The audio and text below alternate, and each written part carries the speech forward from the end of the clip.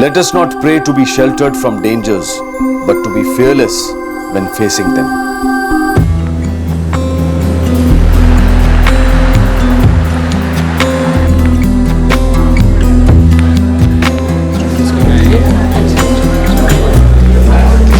Excuse me. You chose to be a winner. Right choice. प्रसन्न जी, हाय। I'll leave. मुझे article complete करना है। इतनी जल्दी क्या है? अभी तो पार्टी शुरू ही हुई है। I know, लेकिन कल की डेडलाइन है। खाना तो खा के जाओ। अगर ऐसी चलेगी तो अशोक बुरा मान जाएगा। ओके।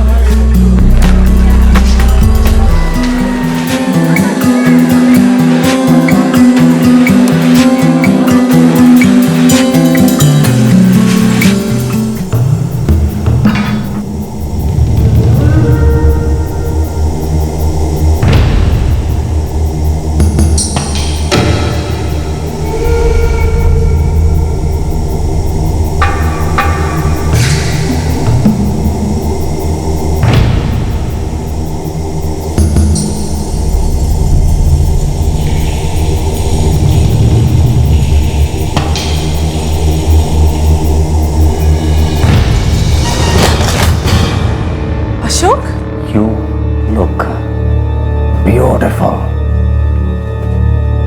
तुम्हें अंदाजा भी नहीं है कि तुम कितनी खूबसूरत हो।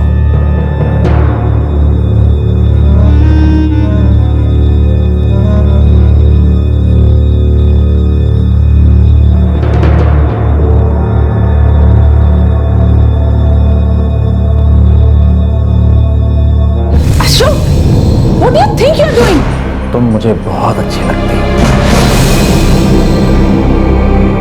किसी औरत के ना कहने पर भी अगर कोई पुरुष उस पर जबरदस्ती करे, उसकी ना को सुनकर भी अनसुना कर दे, और वो पुरुष अगर ऑफिस का कोई सीनियर हो, तब 1997 में सुप्रीम कोर्ट के द्वारा जारी की गई विशाखा गाइडलाइंस के अनुसार किसी भी कार्यस्थल यानी कि वर्क प्लेस पर जहां औरतें काम करती हैं, वहां सेक्सुअल हैरेसमेंट सेल बनाना वैधानिक रूप से अनिवार्य है। जून 2002 में जब नम्रता दास ने एक प्रतिष्ठित न्यूज़पेपर में नौकरी ज्वाइन की, तब उसने कोई दस्तक नहीं सुनी थी कि उसे वहां पर किस हालात से गुजरना होगा।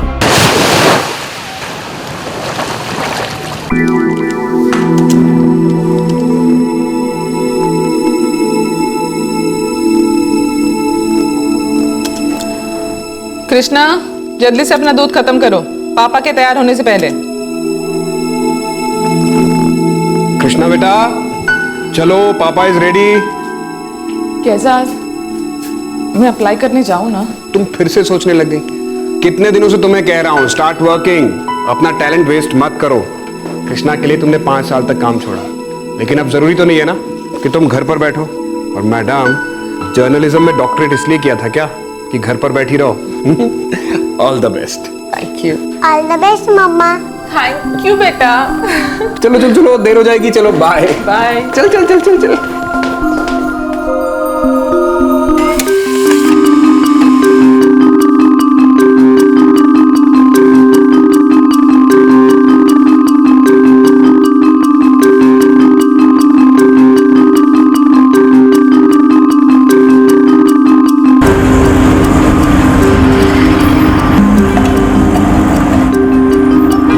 यहाँ से लेफ्ट लीजिए।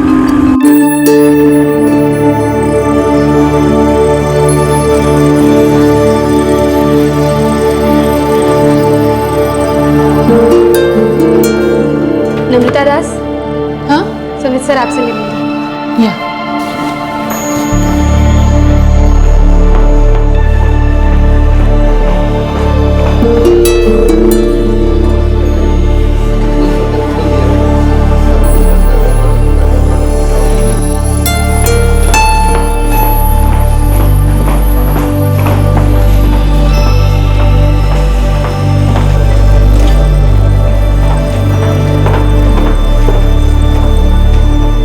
सर, नम्रता दास।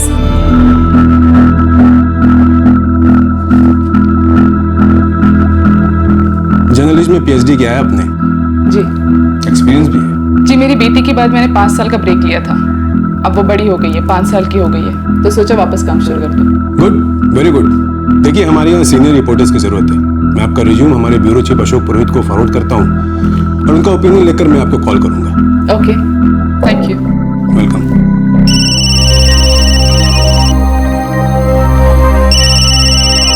ये कंप्लीट करो, मैं आती हूँ। 3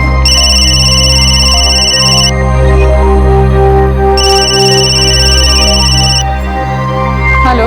नम्रता, Sumit Dutta here from Awaken. Oh hi sir, how are you? I'm fine. हमारे ब्यूरो चीफ अशोक पुरोहित आपसे मिलना चाहते हैं। ओके, लेकिन कब मिलना है? अभी आ जाओ।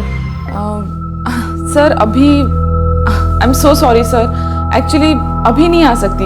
मेरी बेटी अभी स्कूल से आई है, उसे अकेला नहीं छोड़ सकती।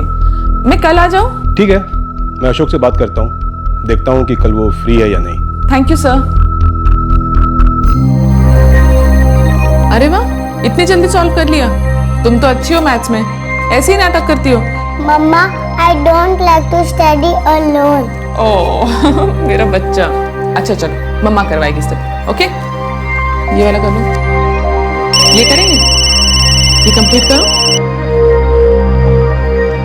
हेलो, नम्रता दास।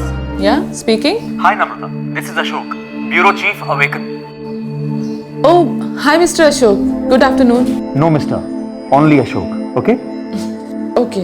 नम्रता, तुम्हारा सीवी देखा मैंने, बहुत ही इंप्रेसिव है और मैं आज ही तुमसे मिलना चाहता हूँ। आज एक्चुअली आज नहीं हो पाएगा, मेरी बेटी अभी। हाँ, सुमित ने मुझे बताया कि तुम्हारी बेटी अभी अभी घर लौटी है, तो एक काम करो ना, उसे भी साथ ले आओ।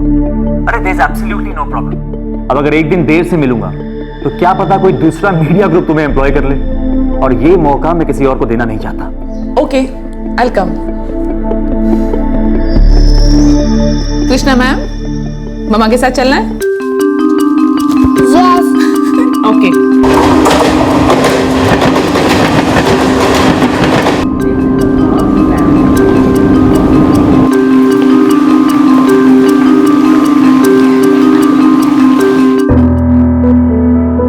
कृष्णा, यहाँ चुपचाप बैठ के ड्राइंग करना, हाँ? दीदी को डिस्टर्ब नहीं करना। मम्मा अब भी इंटरव्यू देकर है। Okay.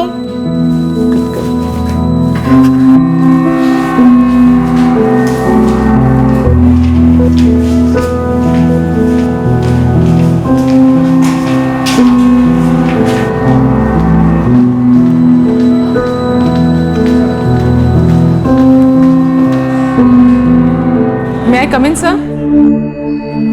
Yes please come in. तुम्हारी बेटी नहीं आई? आई है, वो रिसेप्शन पे है। क्यों, उसे अंदर क्यों नहीं लाई? यहाँ?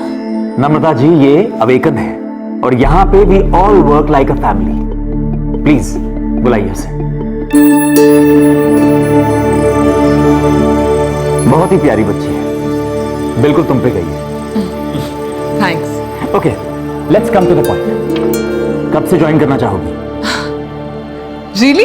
तुमसे कहा था मैंने, अब कोई और न्यूज़पेपर तुम्हें एम्प्लॉय कर ले, ये मौका मैं किसी और को देना नहीं चाहता। एक काम करते हैं, तुम कल ही से ज्वाइन कर लो। मुझे बस 1 वीक का टाइम चाहिए होगा, मुझे इसके लिए क्रश ढूंढना है। 1 वीक मतलब 15 जून से तुम ज्वाइन करना चाहती हो? हाँ। Okay, thank you so much. Welcome to Awaken. Thank you.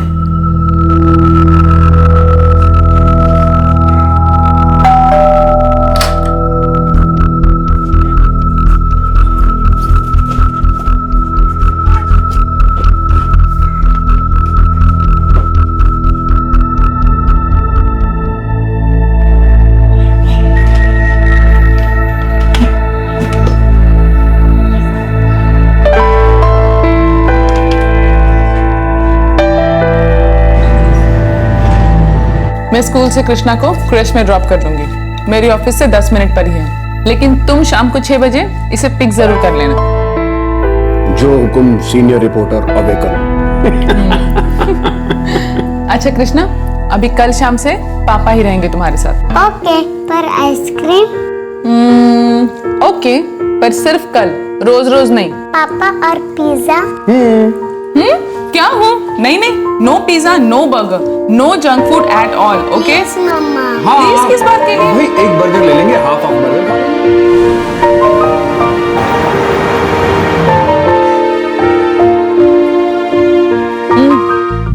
अगले वीक से ज्वाइन कर रही हूँ, 15 जून से। Good good good, very good. Namrata, salary कम नहीं लगती? संजीव दा, पूरे 5 साल के बाद काम कर रही हूँ मैं, वो भी अवेकन जैसे बड़े न्यूज़पेपर में। अब आप ही देखो, काम किसी और न्यूज़पेपर के लिए करते हो, बट पढ़ते तो अवेकन हो। एक अच्छे रिपोर्टर को सब कुछ पढ़ना होता है, हर अखबार, हर जानकारी पर नजर रखना होता है, खबर को हर एंगल से समझना होता है।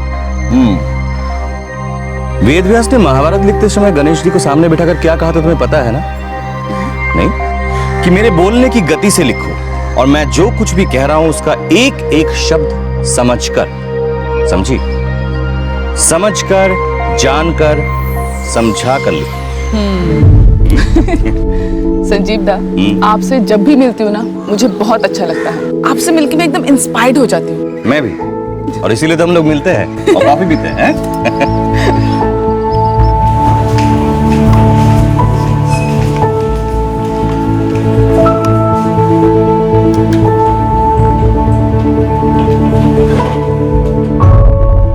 हाय, Nitin Kumar. Hi, Namrata Das. Rakesh Namrata. He is Tushar. Hi, Namrata. Bhupesh. Namrata. She is Kiran. Hi Kiran. Namrata. And ये Arunima Dhar. Hi Arunima. Namrata. Welcome.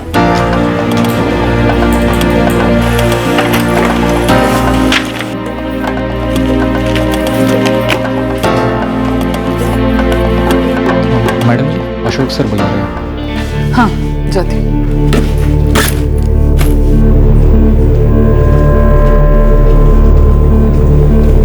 But you've gone through a scene. Brilliant. May I come in? There she is. Namrata, please come in. Namrata, ये है प्रसन्नजीत। Hello. हाय। नम्रता, प्रसन्नजीत हमारे news in charge हैं। तुम्हारे articles सबसे पहले इनके पास जाएंगे। ओके। उसके बाद मेरे पास आएंगे और मेरे अप्रूवल के बाद हमारे edit coordinator mister Ashutosh Jain के पास जाएंगे। ओके। प्रसन्नजीत एक्सट्रीमली ब्राइट, 12 से भी ज्यादा सालों का एक्सपीरियंस है और तो और इन्होंने जर्नलिज्म में पीएचडी की हुई है। Namrata, we are very proud to have you here. So welcome to Awaken family. Thank you so much.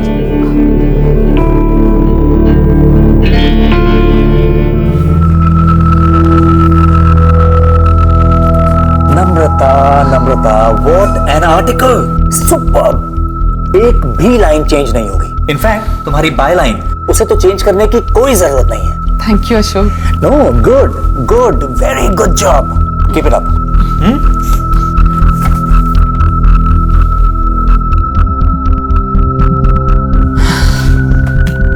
ऐसा नहीं था कि अवेकन मेरा पहला जॉब था।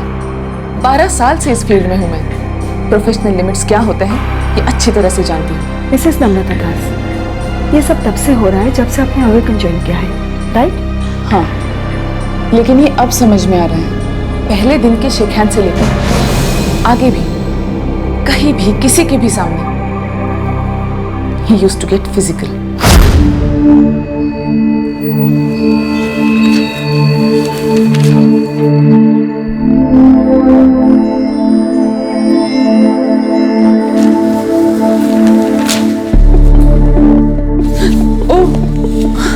क्या नम्रता, मैं जब भी तुम्हें देखता हूं तुम सिर्फ काम कर रही होती हो। काम के अलावा तुम्हें और कुछ सोचता ही नहीं है क्या? एक ब्रेकिंग न्यूज पे काम कर रही हूँ। तुम्हारा हर आर्टिकल एक ब्रेकिंग न्यूज ही तो होता है। देखो, काम करना जरूरी है, लेकिन काम के साथ साथ अपना ख्याल रखना भी तो बहुत जरूरी है ना। अब सिर्फ काम ही करती रहोगी तो सेहत खराब नहीं हो जाएगी। इसीलिए जितना हो सके अपनी सेहत का ख्याल रखो। ओके। अच्छा नम्रता, एक बात और, मैं चाहता हूं कि हमारे जितने भी जूनियर रिपोर्टर्स हैं उन सभी को तुम ट्रेन करो। तुम्हें अंदाजा भी नहीं है कि वो तुमसे कितना कुछ सीख सकते हैं। करोगी ना? या श्योर। Thank you. समझ भी नहीं आता था ये आदमी ऐसा क्यों कर रहा है। इतनी सीनियर पोजीशन का आदमी, प्रोफेशनल एथिक्स क्या होते हैं ये पता नहीं होगा उसे। बस छूने का मौका ढूंढता रहता था हर वक्त।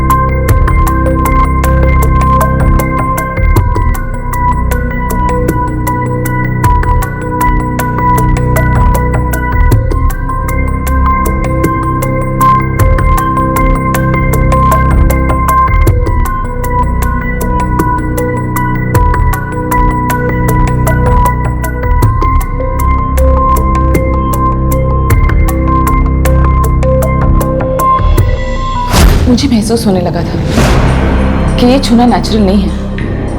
वो अच्छी तरह से जानता था कि वो क्या कर रहा है। I felt so uncomfortable.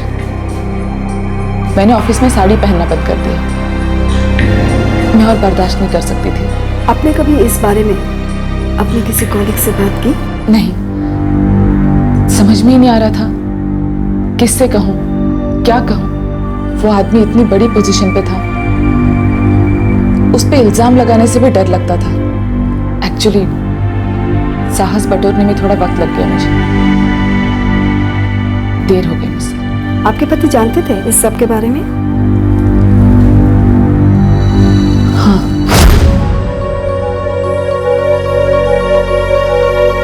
समझ में नहीं आता क्या करूं। बहुत गंदा लगता है जब वो छूता है। तुमने अपने सीनियर्स को बताया? नहीं, किससे कहूं, क्या कहूं? तुम ही बताओ, किसको बताओ? तुम्हारे कलीग्स क्या कहते हैं? मैंने किसी से ये बात शेयर नहीं की, लेकिन ऐसा लगता है जैसे सब जानते हैं। सबकी नजरें देखती हैं, जानती हैं,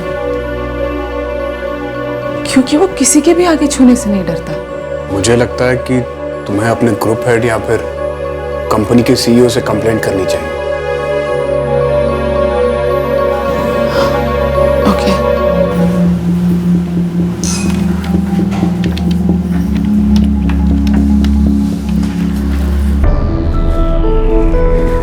नम्रता। ओके, कल शाम को मेरे घर पे पार्टी है और तुम्हें आना है। सॉरी अशोक, कल से मेरी इवनिंग शिफ्ट शुरू है। No no no no excuses. अच्छा, एक काम करते हैं, थोड़ी देर के लिए चली आओ, बाद में ऑफिस चली आना। Okay, good, bye.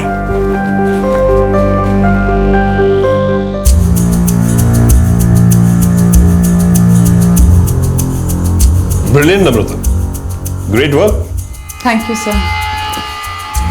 नम्रता, कल आ रही हो ना? कहाँ? अरे, अशोक ने तुम्हें बताया नहीं कल उसके घर में पार्टी है? बताया था, लेकिन कल से मेरी इवनिंग शिफ्ट शुरू है। कैसी बात कर रही हो तुम? अशोक को बहुत बुरा लगेगा, वो तो तुम्हारा दीवाना है। I mean, तुम्हारे काम का।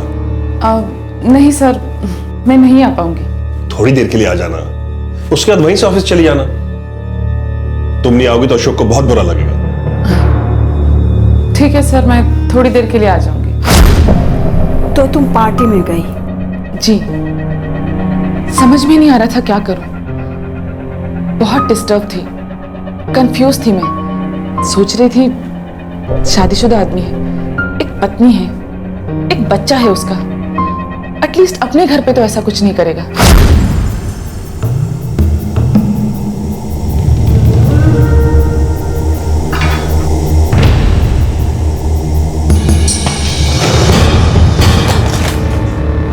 Ashok, You look beautiful.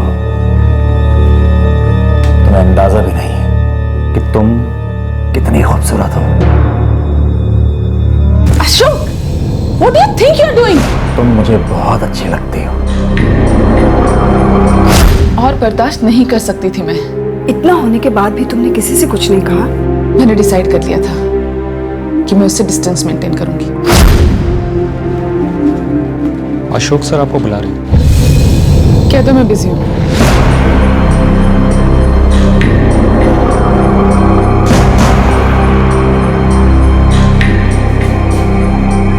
हाय नम्रता। अच्छा, मुझे आर्टिकल खत्म करना है।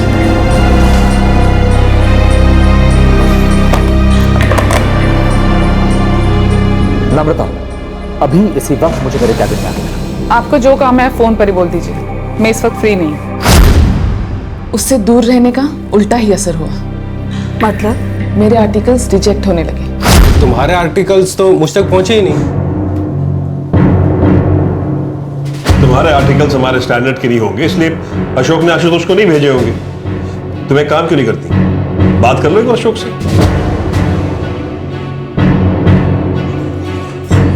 ये तो होना ही था।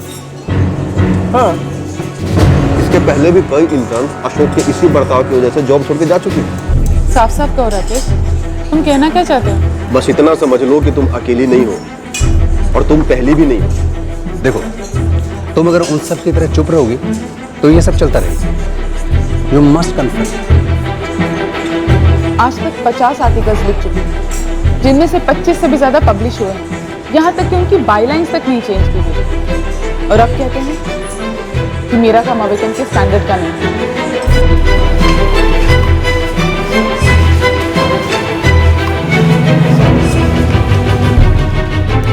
मैं कम इन?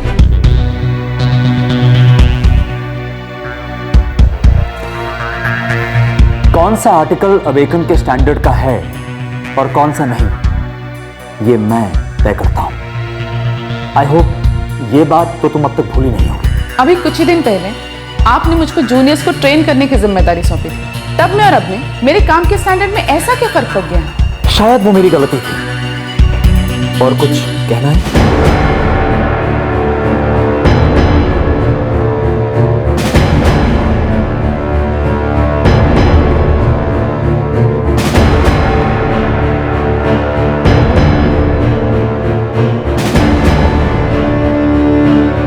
क्यों मिलना है सीईओ से? कुछ जरूरी बात करनी है। But what is the matter? वो बेवजह किसी से नहीं मिलते हैं। मुझे कुछ पर्सनल बात करनी है। ठीक है, मैं उनको इन्फॉर्म करता हूँ। Let's see. Thank you.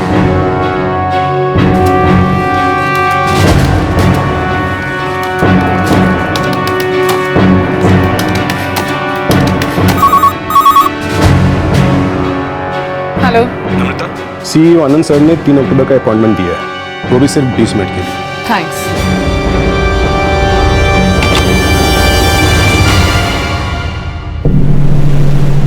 Krishna, दूध पी लो।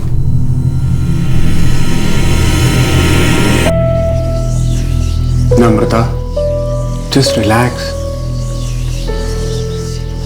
सीईओ को जाकर बताओ क्या क्या हुआ है। हो सकता है उन्हें अशोक पुरोहित की इन हरकतों के बारे में कुछ जानकारी ना हो सकता है आज तक इस बारे में ऊपर तक किसी ने कोई शिकायत ही ना की हो। क्या हुआ मम्मा? कुछ नहीं बेटा, कुछ नहीं हुआ। तुम दूध पियो और पूरा दूध खत्म कर लो। हाँ? तो आप सीईओ से मिले, क्या बताया?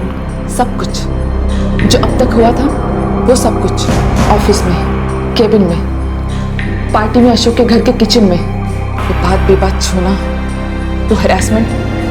कहा कि पार्टी के बाद से मैंने उससे डिस्टेंस मेंटेन कर लिया था और उसके बाद अचानक मेरे आर्टिकल्स रिजेक्ट होने शुरू हुए। कहा था कि इससे पहले मेरी बायलाइंस तक चेंज नहीं होती थी और अब मेरा काम अवेकन के स्टैंडर्ड का नहीं रहा। तो क्या कहा सीईओ ने?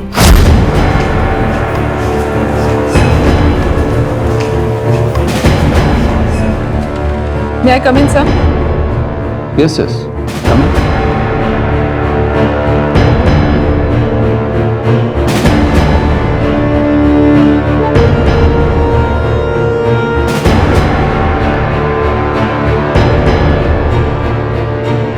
मैं जानता हूं तुम किस बारे में बात कर रही हो, पर समझने की कोशिश करो। किसी भी आदमी की फीलिंग्स रिजेक्ट होंगी तो रिएक्ट तो करेगा।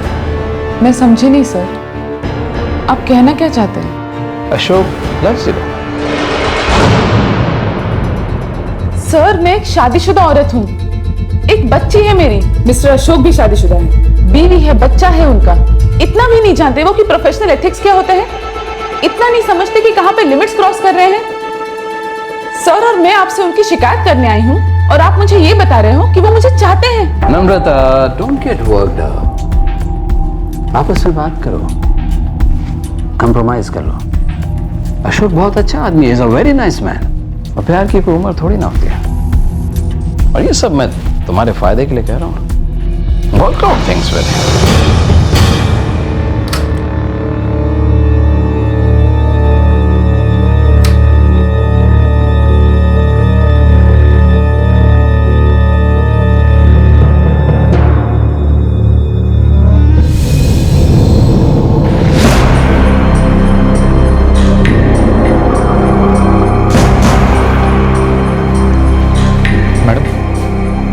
मैडम, अशोक सर ने आपको अर्जेंटली बुलाया।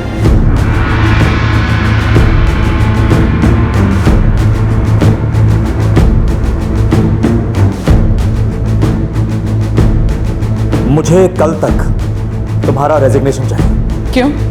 कल तक। पर क्यों?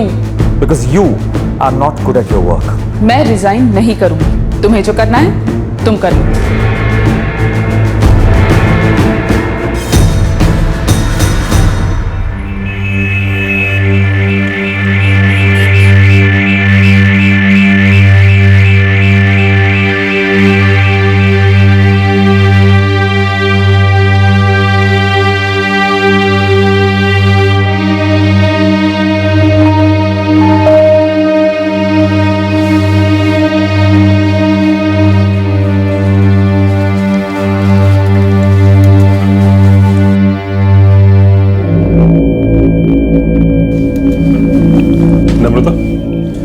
सुमित तुमसे बात करना चाहता हूं। किस लिए?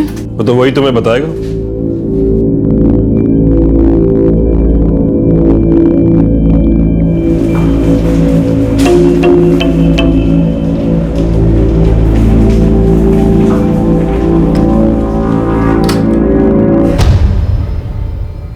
ये क्या है? Relieving letter.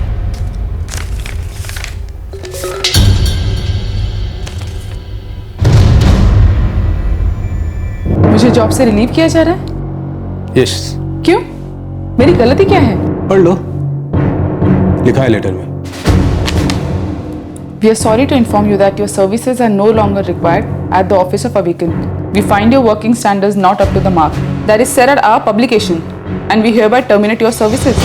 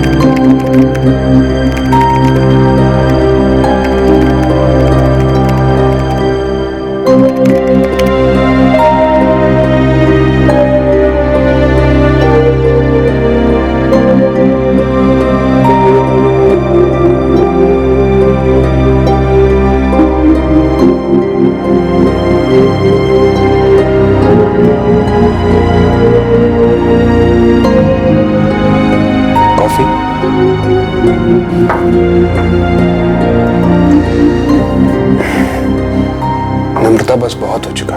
यूं चुप चुप रहना, घुट घुट कर जीना, कब तक इस तरह हताश होकर बैठी रहोगी? एक एनजीओ है जो सेक्सुअल हैरेसमेंट के केसेस को लेती है। तुम जाकर उनसे मिलो, अपनी बात कहो, केस फाइल करो, हम मिलकर लड़ेंगे। मैं हर कदम पर तुम्हारे साथ हूं।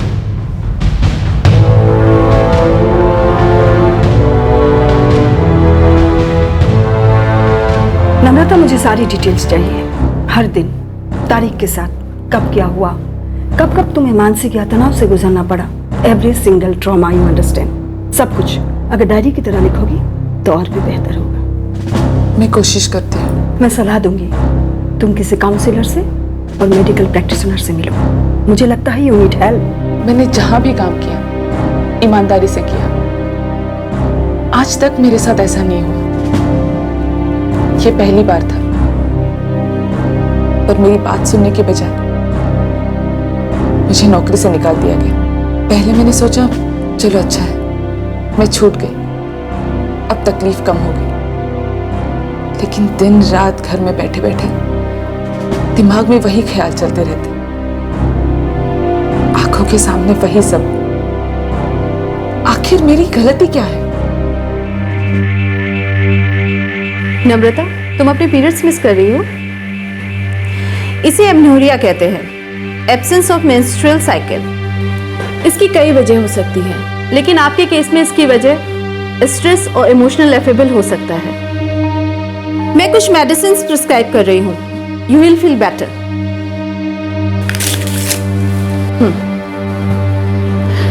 देखो, मैं तो इतना ही कहूंगी कि फाइट, जो कुछ भी तुम्हारे साथ हुआ उसे इग्नोर मत करो, लड़ो, लेकिन ख्याल रहे कि उसका असर तुम्हारी सेहत पर नहीं होना चाहिए।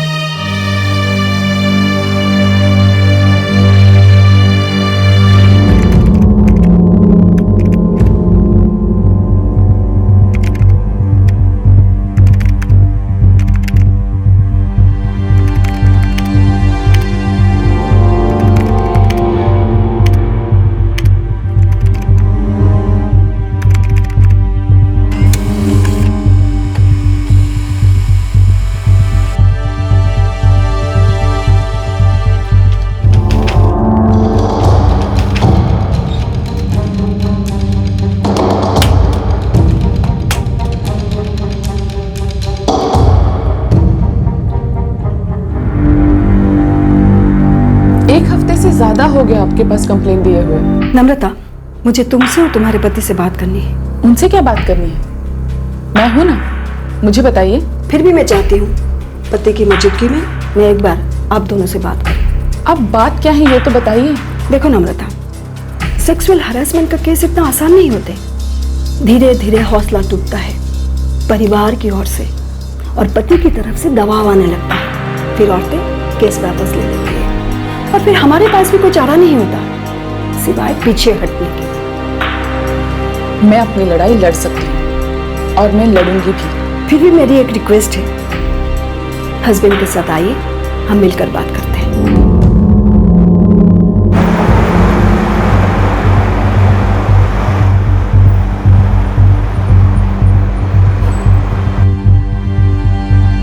मैं अपनी पत्नी के साथ हूं, हर हाल में, हर लड़ाई में। खुशी हुई ये बात सुनकर।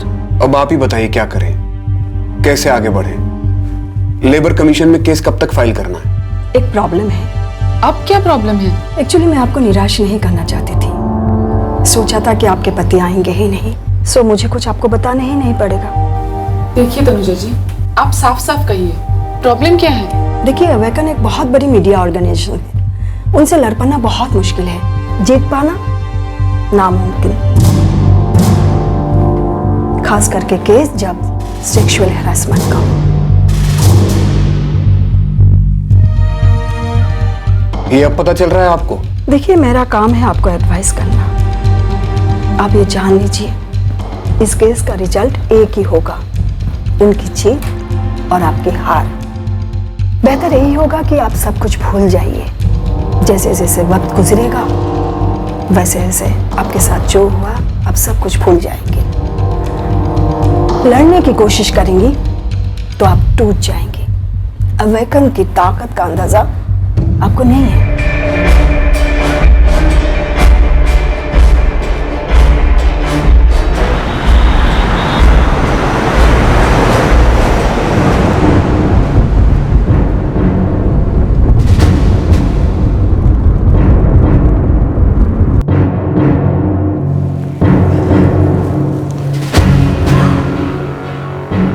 बहुत पावरफुल मीडिया ग्रुप है तो क्या हुआ, वो कुछ भी करेंगे और बचकर निकल जाएंगे। हम लड़ेंगे नम्रता, तुम लड़ोगी।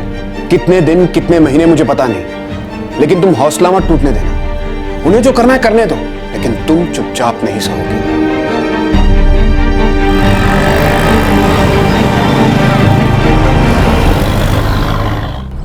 अवेकन कोई छोटी मछली नहीं है, एक शार्क है, और कोई छोटा मोटा अखबार भी नहीं है, एक रेप्यूटेड मीडिया हाउस है। तुम्हें तो पता ही नहीं कि कहां कहां उनके कनेक्शंस हैं। न्यूज़ बिजनेस इनके इशारों पर चलता है। संजीव दा, वैसे तो आप मुझे इंस्पायर करते हो, आज डिस्करेज कर रहे हो? नहीं नहीं, डिस्करेज नहीं, फैक्ट बता रहा हूं।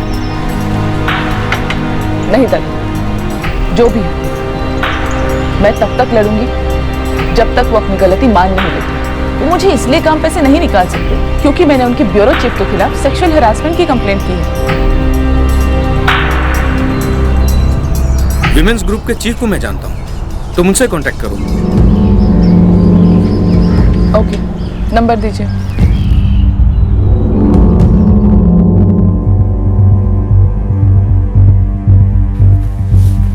मैडम ने आपको बुलाया।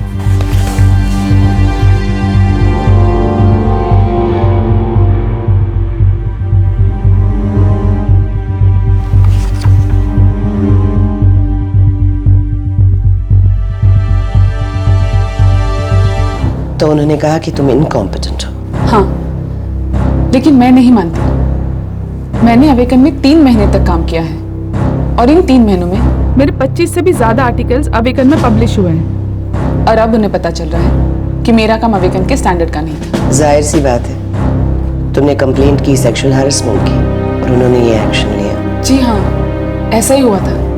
तुमने सीईओ से भी कंप्लेंट की थी? जी। अवेकन में सेक्सुअल हैरेसमेंट का सेल है? होगा तो भी पता नहीं, कहीं पे कोई नोटिस नहीं था, कोई इंफॉर्मेशन नहीं। ठीक है, सबसे पहले सेक्सुअल हैरेसमेंट के लिए अशोक पुरोहित के खिलाफ एफआईआर दर्ज करो, उसके बाद कार्रवाई हम शुरू करेंगे। ओके, लेकिन एफआईआर दर्ज होगी? ऑफ कोर्स होगी, क्यों नहीं होगी। तुम कभी डिसअपॉइंट मत होना। इन द मीन टाइम मैं रिपोर्टर्स एसोसिएशन से भी बात करती हूँ। साइमल्टेनियसली तुम लेबर कमीशन में इस इलीगल टर्मिनेशन के खिलाफ केस दर्ज करो। थैंक यू सो मच, आपसे मिलकर लड़ने की ताकत मिली, वरना मुझे लगा था यहाँ पर भी वही सुनने को मिलेगा।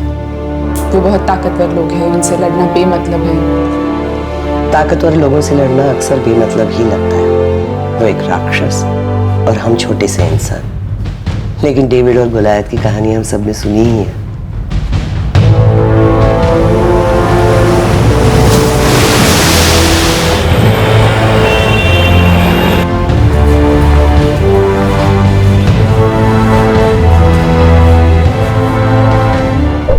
तो तुम हो वो नम्रता दास?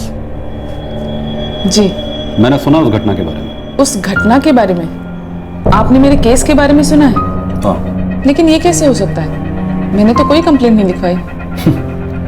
पुलिस और प्रेस, अजीब रिश्ता है इनका। अब आपके अवेकन में क्राइम रिपोर्टर्स तो हैं ही, वो हमसे खबर लेते तो कभी कभी हम भी उनकी सुन लेते। मैं उसी केस की कंप्लेंट कराने आई हूँ। ठीक है, मैं स्टेशन इंचार्ज से कंप्लेंट डायरी में नोट करने को कहता हूँ।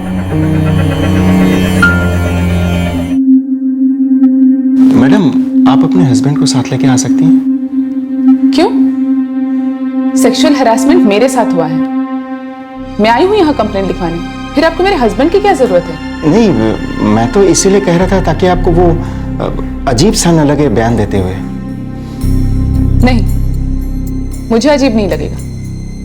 मैं बोल सकती हूँ मेरे साथ क्या क्या हुआ, ये बता सकती हूँ। अजीब तो मुझे अशोक पुरोहित की हरकतों से लगा था, जिसकी कंप्लेंट दर्ज करवाने में यहाँ आई हूँ। आप दर्ज कर सकते हैं कंप्लेंट?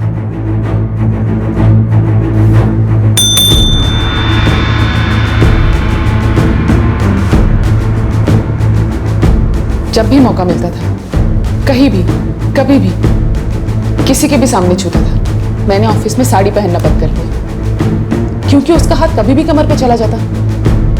मेरा हाथ पकड़ना या मेरे शोल्डर पे हाथ रखना जैसे उसकी आदत से बन गई थी।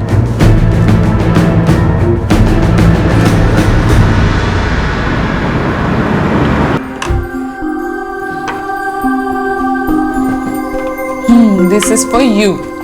वाह, इतना बड़ा पीस? हाँ, मैं चाहती हूँ कि आप बहुत स्ट्रॉन्ग बनो, है ना? Yes, strong. खाओ।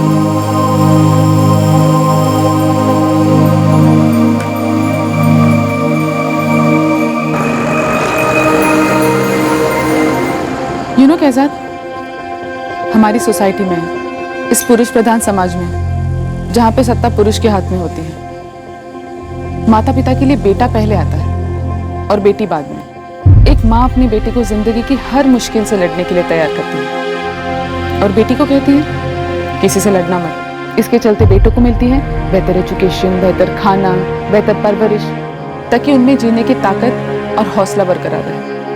और बेटियों को क्या कहा जाता है? जोर से हंसो मत, जोर से बात मत करो, शर्माओ, मुस्कुराओ, नाजुक कली सी बनी रहो। तुम्हें पता है, वो इंस्पेक्टर भी कह रहा था कि कंप्लेंट लिखवाने के लिए अपने पति को साथ मिला। क्यों? क्योंकि औरत सह नहीं सकती। आखिर उसने कंप्लेंट लिखने के लिए भी एक लेडी ऑफिसर को ही बुलाया। तुम हाईली एजुकेटेड हो, तुम में सोचने की, संघर्ष करने की ताकत है। वैसे एजुकेटेड ना होने के भी अपने ही फायदे होते हैं। कोई आवाज ही नहीं उठाता, ताकतवर बना रहता है, और शोषित संघर्ष होता ही नहीं है। Problem solve.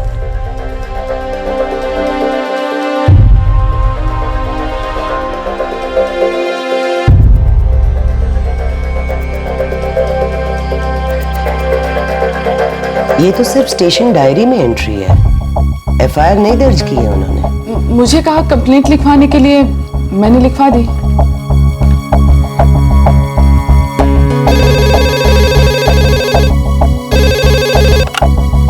मधुसूदन सन। ऑफिसर, मिसेस नम्रता दास ने जो कल कंप्लेंट लिखवाई थी सेक्सुअल हैरेसमेंट की अगेंस्ट अवेकन न्यूज़पेपर, उसकी तो सिर्फ डायरी एंट्री हुई है, एफआईआर नहीं। ऐसा हुआ क्या? यही तो मैं जानना चाहती हूँ कि ऐसा क्यों हुआ। मुझे तुरंत एफआईआर कॉपी चाहिए। मैं विमेंस ग्रुप से कविता सान्याल बोल रही हूँ। यस मैडम, मैं अभी चेक करता हूँ और उसकी कॉपी आपको भिजवाता हूँ। Thank you. एफआईआर रजिस्टर हो जाएगी, you don't worry about that. तुम एक काम करो, तुम रिपोर्टर्स एसोसिएशन की कोऑर्डिनेटर देविका कुमारी से मिल लो। मैंने उन्हें इस केस के बारे में सब कुछ समझा दिया था। Thank you Kavita ji, thank you so much. और लेबर कमीशन में केस दर्ज करवाना है, for that we need to find you a lawyer. Okay.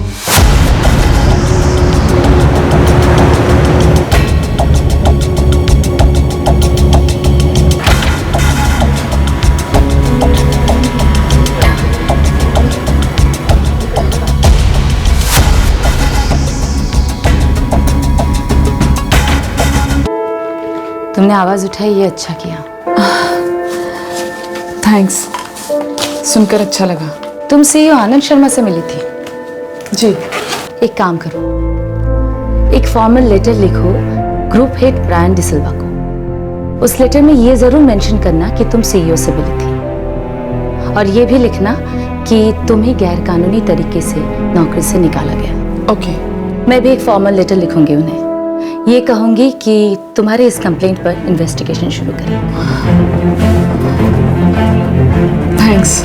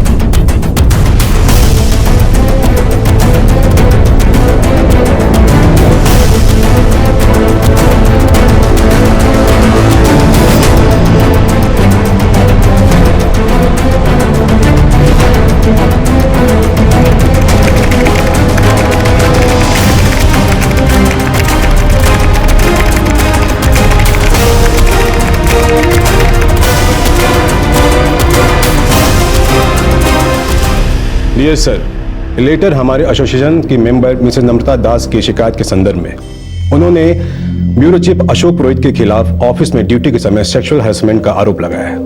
Mrs दास का कहना है कि उन्होंने इस बारे में सीईओ मिस्टर आनंद शर्मा से शिकायत की, पर उनकी शिकायत के चंद दिनों बाद ही उन्हें नौकरी से निकाल दिया गया और वजह बताई गई कि वो इनकॉम्पिटेंट है।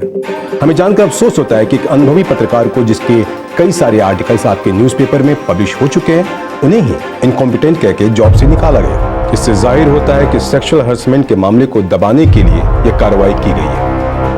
हम आपको एडवाइज करते हैं कि आपके ऑफिस में एक सेक्सुअल हैरेसमेंट सेल को तुरंत कॉन्स्टिट्यूट किया जाए और मामले की जांच पड़ताल। हम आपसे उम्मीद रखते हैं कि आप पीड़ित को न्याय दिलवाने में हमारा सहयोग करेंगे।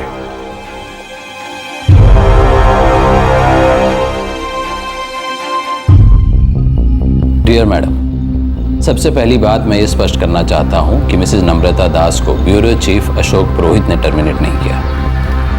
मैंने सीईओ की हैसियत से उन्हें टर्मिनेट किया है, ना कि अशोक पुरोहित के कहने पर। दूसरी बात, मिसेस नम्रता दास की शिकायत का मैंने खुद जवाब दिया है। तीसरी और सबसे जरूरी बात, मिसेज नम्रता दास ने मुझसे मिस्टर अशोक पुरोहित के खिलाफ कभी भी सेक्सुअल हैरेसमेंट की कोई कंप्लेंट नहीं की, ना ही ऑफिस के किसी कर्मचारी से। ये आरोप मिसेज दास ने नौकरी से निकाले जाने के 3 महीने बाद किसी दुर्भावना से किया है। हमारा लिविंग लेटर उनकी शिकायत से 3 महीने पहले उन्हें मिल चुका था, जिसमें स्पष्ट उल्लेख था कि वो इनकम्पिटेंट है। अंत में मैं ये कहना चाहता हूँ कि हमारी कंपनी को सेक्सुअल हैरेसमेंट सेल की जरूरत है, ऐसा मुझे नहीं लगता। अगर ये होता भी तब भी मिसेज दास पर कार्रवाई की जाती। उनके सारे आरोप एक प्रतिष्ठित व्यक्ति और एक प्रतिष्ठित अखबार को बदनाम करने की सोची समझी साजिश है। हम ये भी स्पष्ट करना चाहते हैं कि आपकी एसोसिएशन से सेक्सुअल हैरेसमेंट सेल के संबंध में हम किसी तरह का पत्र व्यवहार नहीं करना चाहते, क्योंकि ऐसी किसी एसोसिएशन को कोई अधिकार नहीं है कि वो हमें ये बताए कि हमें क्या करना जरूरी है और क्या नहीं। That's it.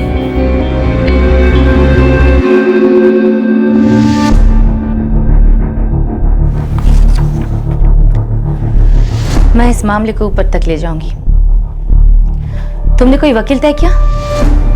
बहुत से लोगों से बात की, लेकिन अवेकन के खिलाफ केस लड़ने के लिए कोई तैयारी नहीं होता। मैं ह्यूमन राइट्स लॉ नेटवर्क से बात करती हूँ। बेहतर है कि हम जल्द ही सेक्सुअल हैरेसमेंट सेल कॉन्स्टिट्यूट करें, कहीं मामला इतना आगे ना बढ़ जाए कि जवाब देना मुश्किल हो। एक काम करते हैं, अरुणिमा को सेल का हेड बना देते हैं। Okay, fine.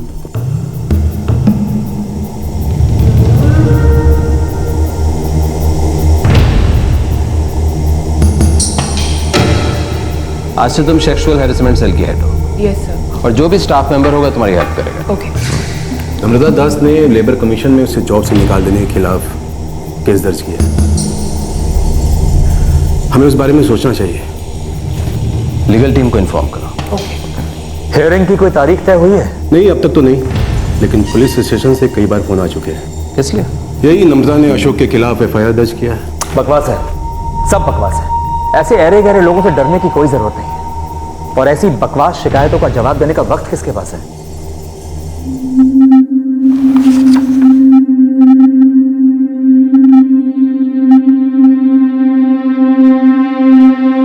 देविका मैम ने आपके बारे में बताया। तो आप मेरा केस लड़ेंगे? जी जी हाँ। देखिए, आप दबाव में आकर हाँ मत कहिए, क्योंकि अवेकन एक बहुत पावरफुल ऑर्गेनाइजेशन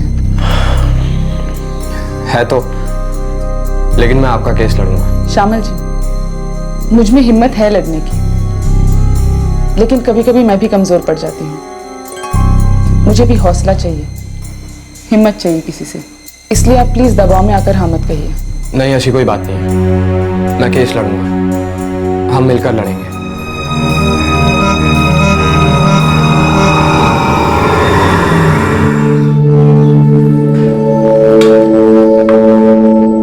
कैजाद, ये केस तो चलता रहेगा और मुझे बार बार हियरिंग्स के लिए भी जाना पड़ेगा। मैं सोच रही थी मैं कोई फ्रीलांस जॉब एक्सेप्ट कर लूं। अच्छा रहेगा तुम्हारे लिए, बिजी रहोगी तो फाइट करने के लिए ताकत भी मिलेगी। मम्मा, आप इससे से फाइट कर रहे हो? नहीं बेटा। तो पापा ने बोला कि आपको फाइट करने के लिए ताकत चाहिए। नहीं बेटा, वो कुछ इश्यूज है जो सेटल करने हैं, दैट्स इट, और कुछ नहीं। अब खाना खाओ।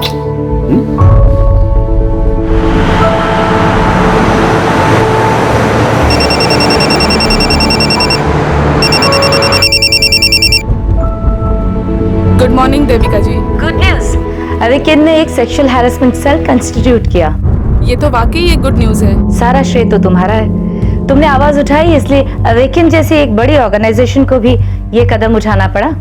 चलो, एटलीस्ट उन्होंने कोई कदम तो उठाया। अब मैं उन पर दबाव डालूंगी कि तुम्हारी केस पर कार्रवाई करें। शायद वो ऐसा नहीं करेंगे। शायद क्यों? वो ऐसा करना ही नहीं चाहेंगे। हमारा काम है कोशिश करते रहना। मैं अभी लेबर कमीशन के ऑफिस जा रही हूँ। All the best. Thank you.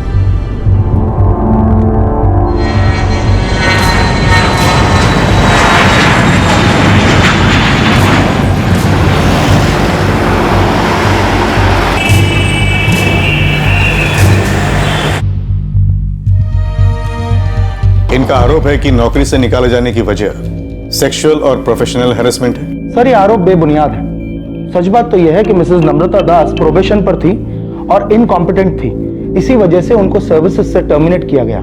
Sir Mrs नम्रता दास के रिकॉर्ड्स देखिए, उनके कई आर्टिकल्स अवेकन में छपे, इसके बावजूद उन पर आरोप लगाए जा रहे हैं कि वो अपने काम में सक्षम नहीं थी। सर ये जो प्रोफेशनल और सेक्सुअल हैरेसमेंट के चार्जेस लगाए गए हैं, ये इन्होंने नौकरी से निकाले जाने के 3 महीने बाद लगाए हैं। ये एक सोची समझी साजिश है। इस सेक्सुअल हैरेसमेंट का केस किसी थाने में दर्ज है? जी सर, ये रही एफआईआर की कॉपी।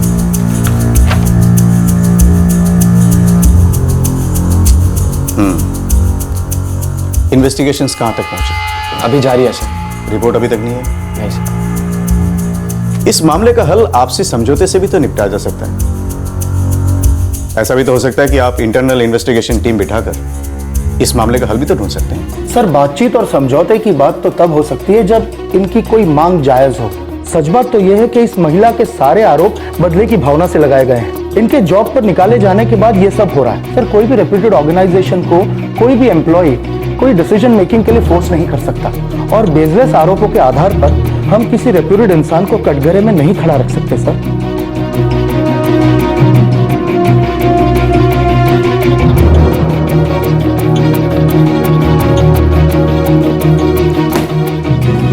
पुलिस की तहकीकात के बाद ही इस केस की अगली सुनवाई होगी। Thank you sir. Thank you sir. Police कछुए की चाल से चल रही है, इन्वेस्टिगेशन बहुत स्लो है। जाके पता करें ऐसा क्यों है। चलिए।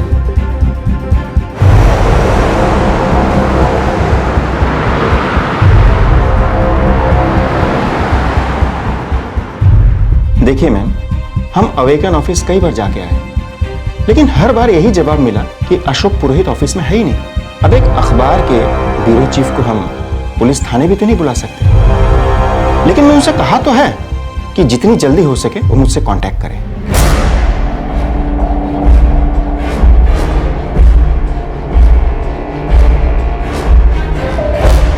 पहली बात, नम्रता हमारे ऑर्गेनाइजेशन की अब एम्प्लॉय नहीं है। पर कभी तो थी।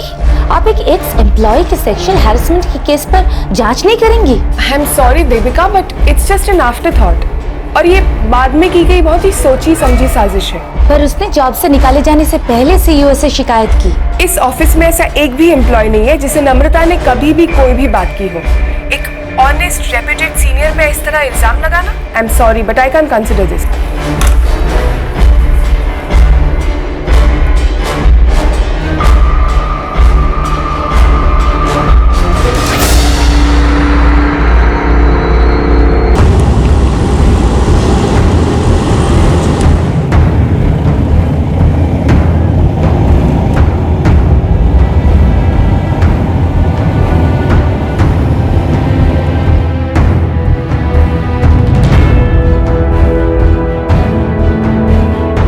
एफआईआर दर्ज करवा के 1 महीना हो चुका है। मुझे यकीन है कि इतने बड़े ऑर्गेनाइजेशन के ऑफिसर के खिलाफ कार्रवाई करने में आपका स्टाफ कतरा रहा है। एक्चुअली कविता जी, बात यह है कि मामला चाहे ईव टीजिंग का हो या फिर औरतों के खिलाफ कोई और जुर्म हो तो हमारा स्टाफ हैंडल कर सकता है, पर सेक्सुअल हैरेसमेंट का मामला ऐसा मामला है कि उस लेवल में केस की गहराई तक जाने के लिए हमारा स्टाफ इक्विप नहीं होता।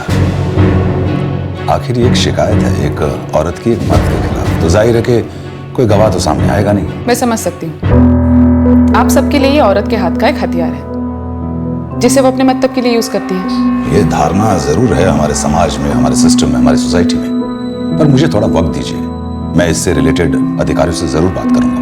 मेरी एक रिक्वेस्ट है आपसे जी। उनसे कहिए कि मामले को जल्द से जल्द इन्वेस्टिगेट करवाएं। Sure ma'am. Thank you. Sir हम हमारी तरफ से पूरी कोशिश कर रहे हैं, पर अवेकन ऑफिस में कोई भी सामने आकर बात करने को तैयार नहीं। आखिरी बार जब हम उनके पास गए तो उन्होंने हमारे हाथ में एक लेटर रख दिया। देखिए, नम्रता दास के सारे आरोप बेबुनियाद हैं। आप समझते क्यों नहीं ऑफिसर? उस औरत ने नौकरी से निकाले जाने के बाद कंप्लेन दर्ज की है। ऐसा तो कोई तभी करेगा ना जब उसे कोई हिसाब बराबर करना। हम मिस्टर पुरोहित से बात करना चाहते हैं। देखिए, वो इस वक्त मीटिंग में बिजी है, फिर अभी के बाद। और दूसरी सबसे इंपॉर्टेंट बात यह है कि हमारे ऑर्गेनाइजेशन के सबसे सीनियर जर्नलिस्ट कभी भी ऐसी ऊंची हरकत नहीं कर सकते। कल को कोई भी कुछ भी आरोप लगा दे तो क्या हम अपने सीनियर जर्नलिस्ट को आपके सामने सवाल जवाब करने के लिए बैठा देंगे? उस इंसान की इज्जत का, उसके इस ऑर्गेनाइजेशन में कंट्रीब्यूशन का कोई मोल नहीं। देखिए, हम दूसरे कर्मचारियों से भी बात करना चाहेंगे। देखिए, उसकी कोई जरूरत नहीं है। हमारे सारे एम्प्लॉय अशोक पुरोहित की बहुत इज्जत करते हैं और कोई भी उसके बारे में कुछ भी नहीं कहना चाहता। सो प्लीज, आप बेवजह अपना वक्त बर्बाद करेंगे।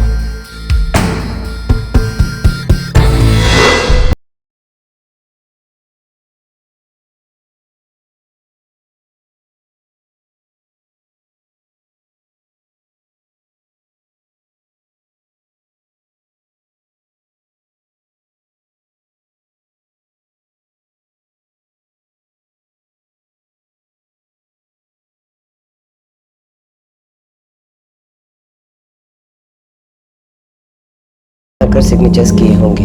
आखिर अवेकन में काम करते हुए कौन उनसे दुश्मनी मोल लेना चाहेगा? कौन अपने करियर को दांव पे लगाना चाहेगा?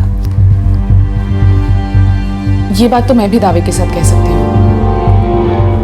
मैं भी पहले अपने करियर के डर से चुप रही थी।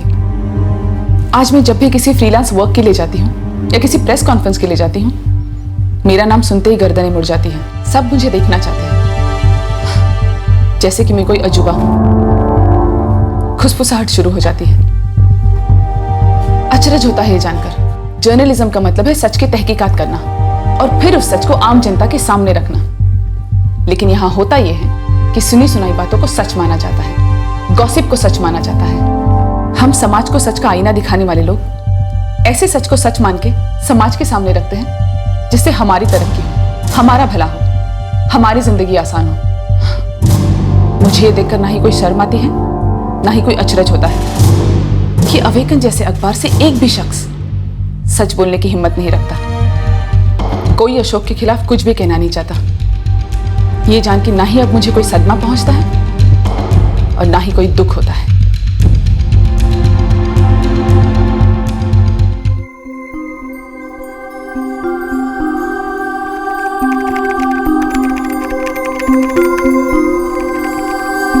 मम्मा, मुझे ये ग्रामर समझ में नहीं आता, प्लीज हेल्प करो ना। 1 मिनट बेटा, सिर्फ 1 मिनट। हाँ,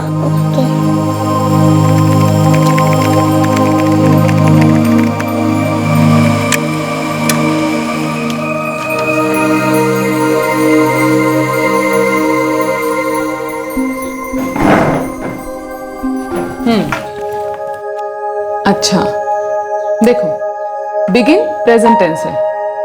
मतलब जैसे मम्मा आपसे कहती है कि कृष्णा अभी अपना होमवर्क करना शुरू करो, इसका मतलब होता है Krishna begin your homework now. और बिगैन होता है past tense. Krishna began a homework 1 hour ago, मतलब कृष्णा ने 1 घंटे पहले अपना होमवर्क शुरू किया। तो मम्मा बिगन क्या होता है? बिगन मतलब जैसे मम्मा सुबह 5 बजे उठी और मम्मा ने आपका ब्रेकफास्ट बनाना शुरू कर दिया, तो होता है मम्मा हैज बिगन हर वर्क, मतलब मम्मा ने अपना काम करना शुरू कर दिया है। तो मम्मा बिगन में क्या फर्क है? 1 मिनट, इतना लिखो, मैं अभी आती हूँ।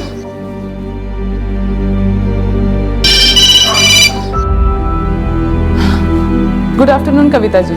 एक खुशखबरी है, पुलिस इन्वेस्टिगेशन अब आईपीएस रैंक के ऑफिसर्स को सौंप दिया गया है। थैंक गॉड, अब इन्वेस्टिगेशन फास्ट होगी। एब्सोल्युटली, अब हम कह सकते हैं the battle has begin.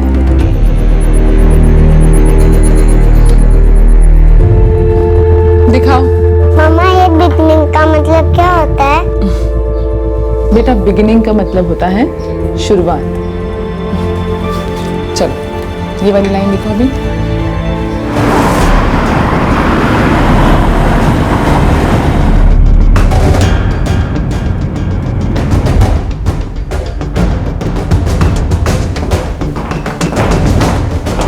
You may go, please.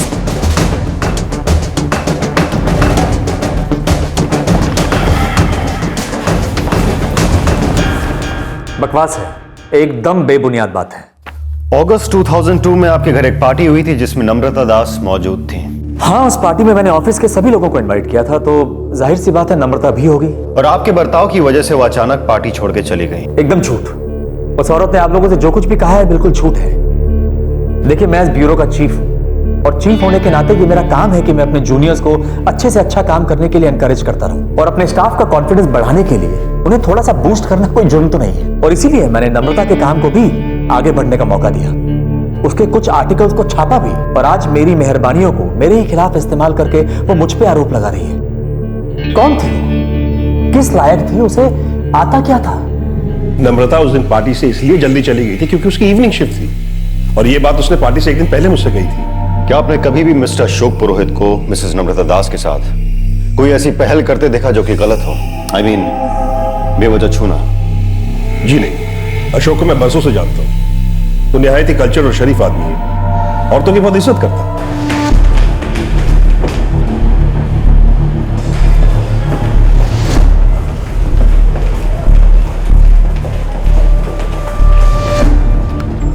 No, never. नम्रता ने कभी भी सेक्सुअल हैरेसमेंट की कोई शिकायत नहीं की, और सच तो यह है कि अशोक पुरोहित के बारे में कभी कोई बात ही नहीं हुई। हाँ, वो अपसेट थी कि उसके आर्टिकल रिजेक्ट हो रहे थे। मैंने उससे कहा कि अवेकन के स्टैंडर्ड के नहीं होंगे तो नहीं छपेंगे। तो आपका कहने का मतलब यह है कि मिसेस नम्रता दास ने आपसे अपॉइंटमेंट लिया, वो आपसे मिलने आई, और मिलने के बाद उन्होंने आर्टिकल नहीं छपने की शिकायत की आपसे। आपने कहा वो इनकॉम्पिटेंट है।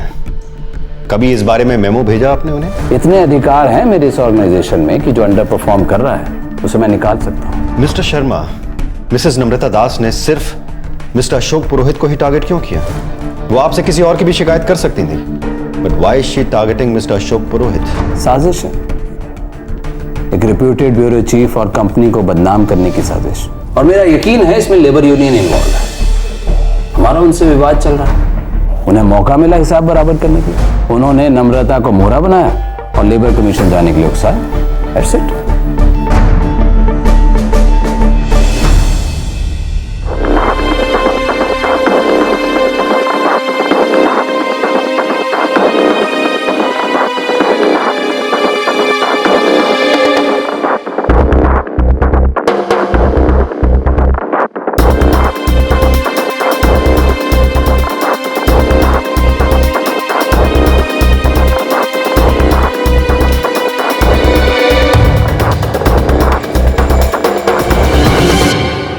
मिस्टर नितिन कुमार, आप स्पोर्ट्स सेक्शन संभालते हैं? जी सर। क्या नम्रता ने आपसे कभी भी मिस्टर अशोक पुरोहित के इस सेक्सुअल हैरेसमेंट के बारे में बात की?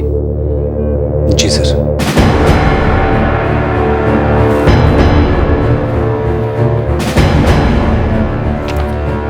पर इस लेटर पर आपके भी सिग्नेचर, इसमें लिखा है कि अवेकन एम्प्लॉयज के मुताबिक मिस्टर अशोक पुरोहित पर लगे सारे इल्जाम झूठे हैं। आप भी उनमें से हैं जिन्होंने मिस्टर अशोक पुरोहित के कैरेक्टर सर्टिफिकेट पर दस्तखत किए। मजबूरी थी, करियर की फिक्र थी। सच कहूं तो इस लेटर पे क्या लिखा है हमें नहीं मालूम था, वो just signed it.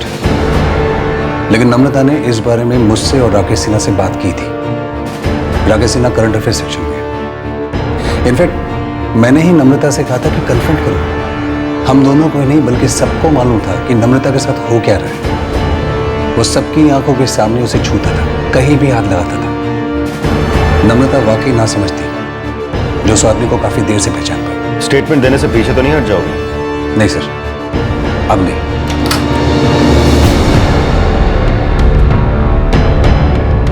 Mister Rakesh Sinha, नम्रता ने आपसे और नितिन से बात की थी? जी हाँ सर, बात की थी, और तब मैंने उससे कहा था कि उससे पहले भी अशोक पुरोहित के इसी बर्ताव की वजह से और भी कई 10 जॉब छोड़ के जा चुकी है। स्टेटमेंट दोगे या फिर मुकर जाओगे? डेफिनेटली दूंगा सर।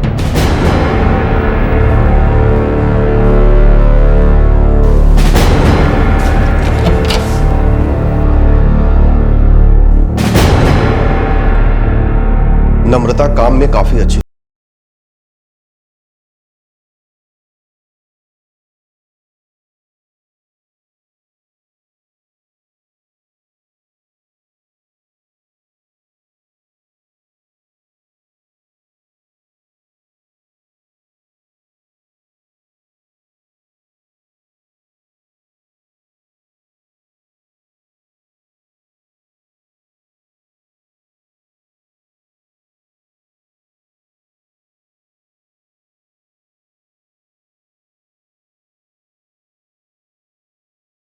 इनफैक्ट ये पूरा वाकया मैं अपने कलीग से सुना था। क्या सुना था आपने?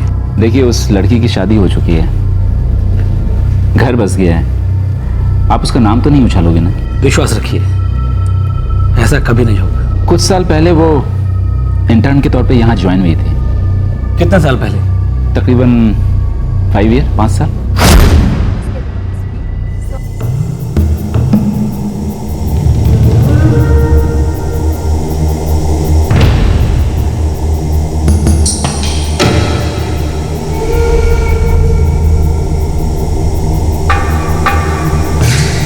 Very nice, very nice. क्या है ये? हाँ? व्हाट? क्या हुआ? बेवकूफ हूँ, दूध पीती बच्ची हूँ, कब से देख रही हूँ, कभी यहाँ हाथ लगाना कभी वहां छूना। क्या लगता है तुम्हें कि मुझे कुछ समझ में नहीं आता कि तुम्हारी नीयत क्या है?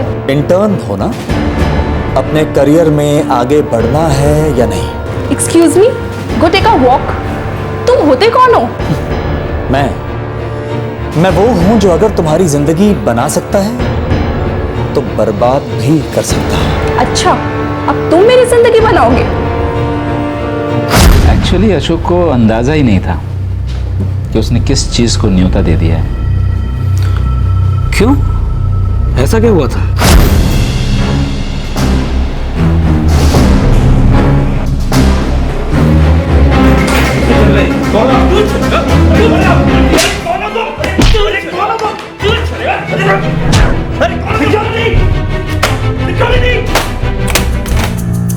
का मंगेतर था वो।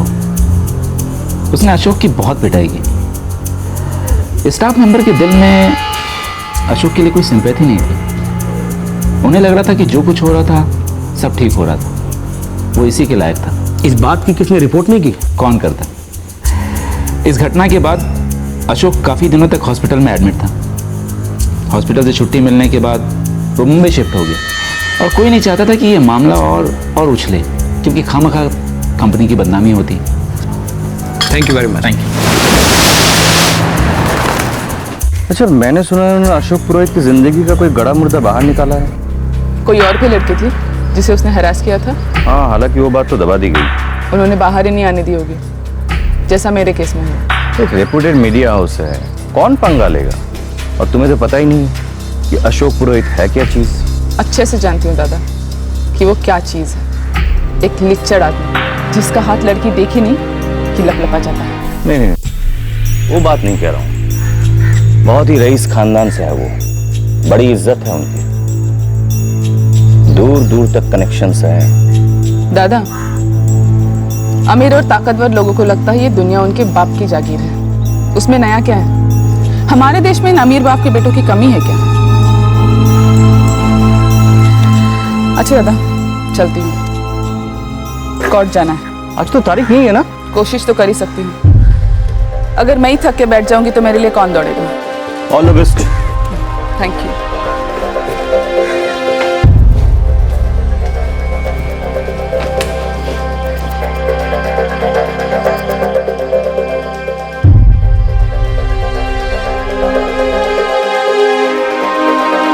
मेरे पास कंप्लेंट की कॉपी है। एक मिनट, आपका केस तो लेबर टर्मिनल में ट्रांसफर कर दिया गया है। ओह, मतलब? लेबर कमीशन में केस 1 साल तक रहता है, फिर भी केस पेंडिंग रहे तो उसको टर्मिनल में ट्रांसफर कर देते हैं। अब आपकी सुनवाई वहीं पे होगी। कहीं भी हो, हमारे लिए लड़ाई उतनी मुश्किल रही। पहली सीढ़ी चढ़ गए, केस छोटे कोर्ट से बड़े कोर्ट में ट्रांसफर हो गए, जहाँ सारे इंडस्ट्रियल डिस्प्यूट हैंडल किए जाते हैं। कितना वक्त लगेगा सुनवाई में? हम कोशिश करेंगे सुनवाई जल्द से जल्द हो। सीढ़ी दर सीढ़ी चढ़ना है, बस इतना पता है।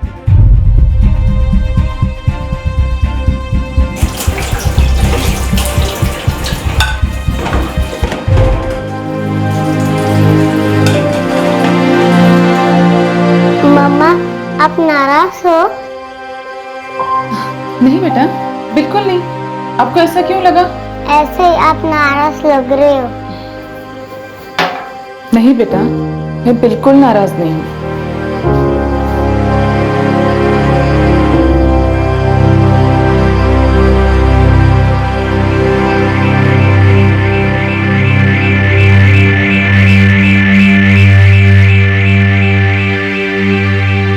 नम्रता, तुम्हें ऐसा तो नहीं लगता कि मुझे भी तुम्हारे ऑफिस में आकर अशोक की धुलाई करनी चाहिए थी।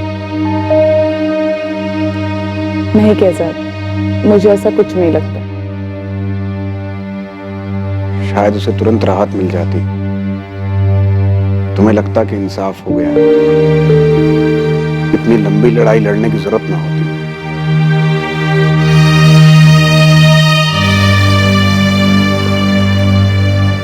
कैजाद, मुझे किसी को नीचा दिखाने में या किसी का अपमान करने में कोई दिलचस्पी नहीं है। मैं कोई बदला नहीं ले रही हूँ। It's not an eye for an I.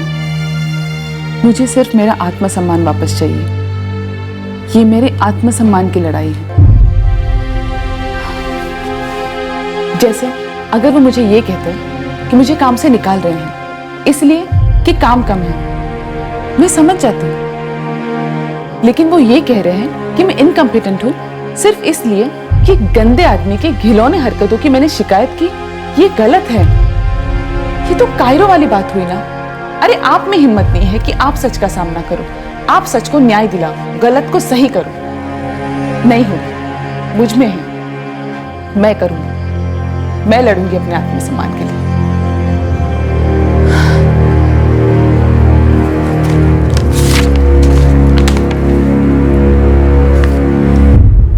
Case अब ट्राइब्यूनल में है और मेन बहस इस बात की है कि क्या मेरा टर्मिनेशन जायज था या नहीं। नहीं था, गलत था मुझे काम से निकालने का तरीका। और ये बात मैं उनसे मनवा के रहूंगी।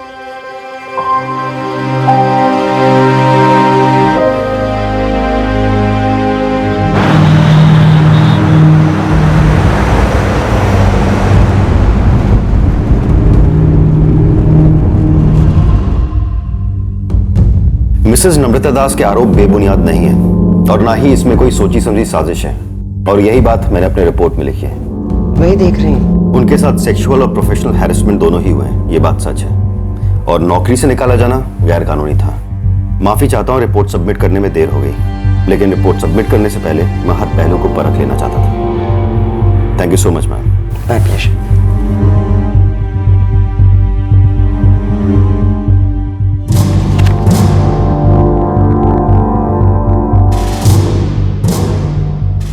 अब उम्मीद की जा सकती है कि केस की सुनवाई होगी। हम दबाव डाल सकते हैं। मुझे खुशी हुई ये जानकर कि मेरे दो कलीग्स राकेश सिन्हा और नितिन कुमार मेरी मदद करने के लिए तैयार हैं। वो विटनेस बनकर आएंगे ना? मैं बात करके देखती हूँ।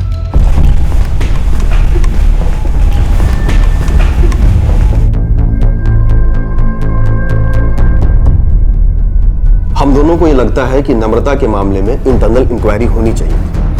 नम्रता को टर्मिनेट करते वक्त नहीं हुई थी, लेकिन इसके बाद बात इतनी बढ़ने के बाद इंक्वायरी होनी ही चाहिए थी। राकेश और नितिन, तुम दोनों जानते हो कि बात लेबर कमीशन तक पहुंच चुकी है और इस केस के सिलसिले में अवेकन ने एक स्टैंड लिया है। तो बिल्कुल सही है। और हम ऑफिशियली अनाउंस कर चुके हैं कि नम्रता ने सेक्सुअल हैरेसमेंट की बात किसी से नहीं की, जो कि सफेद झूठ है। तुम दोनों काम किसके लिए करते हो? अवेकन के लिए या फिर नम्रता के लिए? सर, कॉन्शियस अबव कन्वीनियंस, ये मोटो साफ साफ बड़े शब्दों में अवेकन में लिखा हुआ है और जो हमने नहीं लिखा है। इसी कॉन्शियस से अगर काम किया होता तो शायद बात इतनी आगे तक बढ़ती नहीं थी। नम्रता ने आपसे अपॉइंटमेंट ली थी, मुझे पता। उसने बात की थी हमसे और हमने हमारी आंखों से देखा है कि सबके सामने मिस्टर अशोक नम्रता के साथ कैसा व्यवहार करते थे। और ये कोई पहला केस नहीं है, इसके पहले भी कई इंटर्न्स मिस्टर अशोक के इसी बर्ताव की वजह से जॉब छोड़ के जा चुके हैं। ये और बात है कि उनमें हिम्मत नहीं थी, लेकिन नम्रता में थी सच बोलने की हिम्मत। And I am sorry to say sir, लेकिन आप में भी ये कहने की हिम्मत नहीं है कि नम्रता ने जब आपसे सेक्सुअल हैरेसमेंट की कंप्लेन की उसके बाद ही उसे नोटिस दिया गया।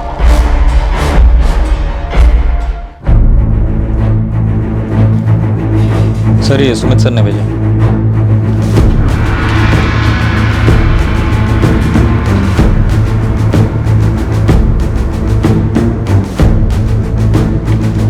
सर, ये सुमित सर ने भेजा।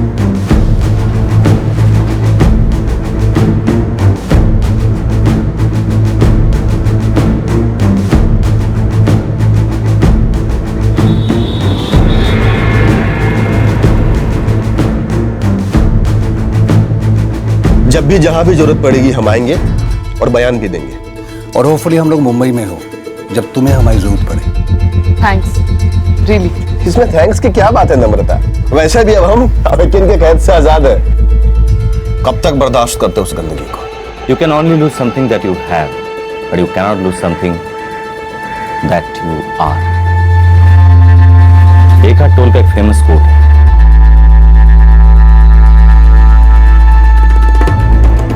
पर केस तो नम्रता के लीगल टर्मिनेशन का है। हाँ, पर बात तो उठेगी ना। सोल्यूशन क्या है? अगर बात बहुत पर्सनल लेवल तक पहुंच जाए तो मानहानि का दावा कर सकते हैं।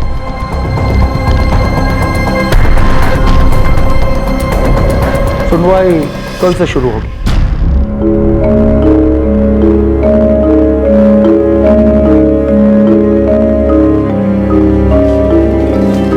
नम्रता, मैं चलूं तुम्हारे साथ? अरे नहीं बाबा, तुम्हारा काम नहीं सफर होना चाहिए, मैं अकेले संभाल लूंगी। और वैसे भी मुझे पता है तुम हमेशा मेरे साथ हो। All the best. All the best mama. Thank you बेटा। चलो ये लो। बाय।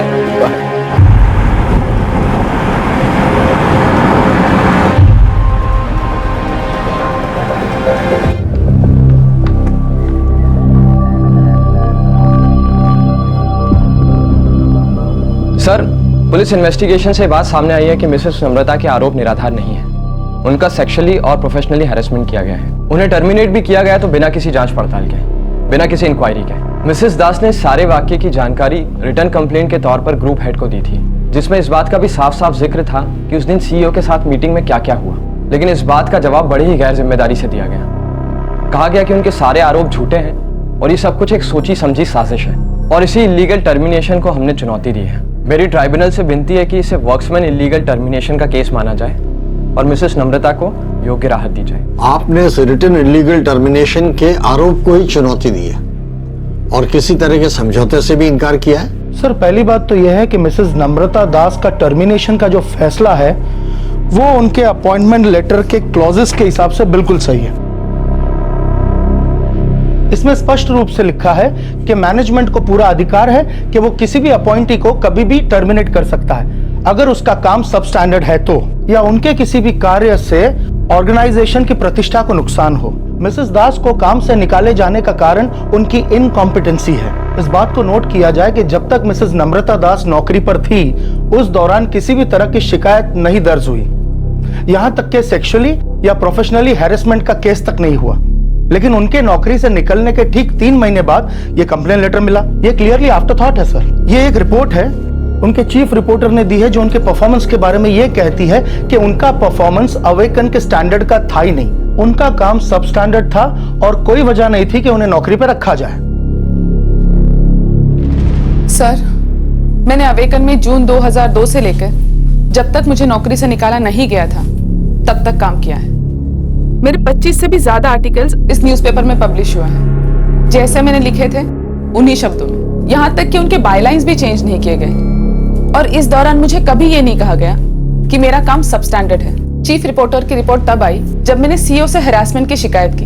मैं सीईओ से मिली थी सर, उन्हें ये बताने के लिए कि मेरे आर्टिकल्स रिजेक्ट किए जा रहे हैं जबकि वो अच्छे हैं, और मैंने वजह भी बताई थी। लेकिन जो भी उन्होंने कहा काफी शर्मनाक था। सर, मेरे जो आर्टिकल्स रिजेक्ट कर दिए गए हैं, अगर आप उन्हें देखेंगे तो आपको पता चलेगा। सेम सब्जेक्ट पे दूसरे करस्पॉन्डेंट्स ने रिसर्च की और उनके आर्टिकल्स पब्लिश किए गए। अगर मैं अपने जॉब में इनकम्पिटेंट होती तो ऐसा होता। अचानक मुझे कहा गया कि मेरे आर्टिकल सब स्टैंडर्ड है और तुरंत मुझे काम से निकाल दिया गया। आपने श्री अशोक पुरोहित के खिलाफ जो इल्जाम लगाए हैं, क्या उसका जिक्र आपने कभी अपने किसी कलीग के साथ नहीं किया? किया था। मेरे 2 कलीग्स मिस्टर राकेश सिन्हा और मिस्टर नितिन कुमार को मैंने बताया था। उन्होंने मुझे ये तक कहा था कि इससे पहले भी कुछ इंटर्न्स ने अशोक पुरोहित के बिहेवियर की वजह से अपनी जॉब छोड़ी थी। सुनी सुनाई बातों के लिए यहाँ कोई जगह नहीं। क्या आपके पास कोई ठोस सबूत है? सर, राकेश सिन्हा और नितिन कुमार ने इन्वेस्टिगेशन अथॉरिटीज को बयान दिए हैं। उन दोनों के सिग्नेचर्स उस लेटर पर है जिसमें यह लिखा गया है कि मिसेस नम्रता दास के लगाए हुए आरोप बेबुनियाद है, और उसके बाद वही लेटर पुलिस को दिया गया। Sir, this is also an important point. Police तहकीकात करने पहुंचती है, उन्हें एक लेटर दिया जाता है और तहकीकात रोक दी जाती है। सर, उसके बाद तहकीकात तब शुरू होती है जब एक आईपीएस रैंक के ऑफिसर को एक केस सौंपा जाता है। सर, इससे पहले के पुलिस अधिकारियों पर अवेकन जैसी बड़ी कंपनी का इतना ज्यादा दबाव था कि वो तहकीकात कर ही नहीं पाए। सर, आप अंदाजा लगा सकते हैं कि एम्प्लॉयज ने किस दबाव में आके सिग्नेचर किए होंगे। अवेकन में सेक्सुअल हैरेसमेंट सेल था ही नहीं। जब मिसेस नम्रता दास ने न्याय के लिए हर संभव प्रयास किया, हर दरवाजा खटखटाया, तब जाके अवेकन में सेक्सुअल हैरेसमेंट सेल को कॉन्स्टिट्यूट किया गया। योर ऑनर, अवेकन का ब्यूरो चीफ होने के नाते ये मेरी जिम्मेदारी है कि मैं हमारे यहाँ पब्लिश होने वाले हर आर्टिकल की क्वालिटी पे नजर रखूं। हमारे चीफ रिपोर्टर ने कई बार मेरा ध्यान इस बात की तरफ खींचने की कोशिश भी की कि इनके आर्टिकल्स में गलतियां थी, फैक्चुअल भी और ग्रामेटिकल भी। मेरा काम है गलतियों को ठीक करना और अपने नीचे काम करने वाले लोगों को अच्छे से अच्छा काम करने के लिए एनकरेज करना। और साथ ही साथ मुझे यह भी जज करना पड़ता है कि हमारे यहाँ काम करने वाले एम्प्लॉयज में से कौन आगे बढ़ने के लायक है और कौन नहीं। अब जहां तक मिसेस नम्रता दास का सवाल है, तो जब से ये हमारे ऑफिस में आई, ये एक बहुत ही इनकॉम्पिटेंट एम्प्लॉय थी और ये उन एम्प्लॉयज में से थी जिनके काम के सुधरने की कोई गुंजाइश नहीं थी। योर ऑनर, जो सेक्सुअल हरासमेंट का इल्जाम इन्होंने मुझ पे लगाया है वो बिल्कुल बेबुनियाद है। दरअसल ये मुझसे और मेरी कंपनी से बदला लेने के लिए ऐसा बेतुका और घटिया इल्जाम हम पे लगा रही है। एक इंसान जिनके ज्यादातर आर्टिकल्स छपे, वो आपकी नजर में इनकॉम्पिटेंट है और उनमें सुधार की कोई गुंजाइश नहीं है। क्वालिटी और क्वांटिटी में बहुत फर्क होता है। चीफ रिपोर्टर की रिपोर्ट के मुताबिक मिसेस नम्रता दास की इनकॉम्पिटेंसी के दो कारण थे। उन्होंने उतने आर्टिकल्स फाइल नहीं किए जितने उन्हें करने चाहिए थे, यानी कि कम क्वांटिटी, और दूसरी तरफ खराब क्वालिटी। तो एक तरफ कम काम और दूसरी तरफ सब स्टैंडर्ड काम। हाँ, हो सकता है। और चीफ रिपोर्टर की रिपोर्ट की वजह मिसेस नम्रता दास की आपके खिलाफ शिकायत नहीं थी और आपके बर्ताव में ऐसा कुछ भी नहीं था जिस पर उंगली उठाई जा सके। आप मेरे रिकॉर्ड्स चेक कर सकते हैं। योर ऑनर, मेरे इतने लंबे करियर में आज तक कभी भी किसी ने मुझ पे कोई आरोप नहीं लगाया। पहली बार मेरे करियर में किसी फीमेल एम्प्लॉय ने मुझ पे इतना घटिया इल्जाम लगाया है।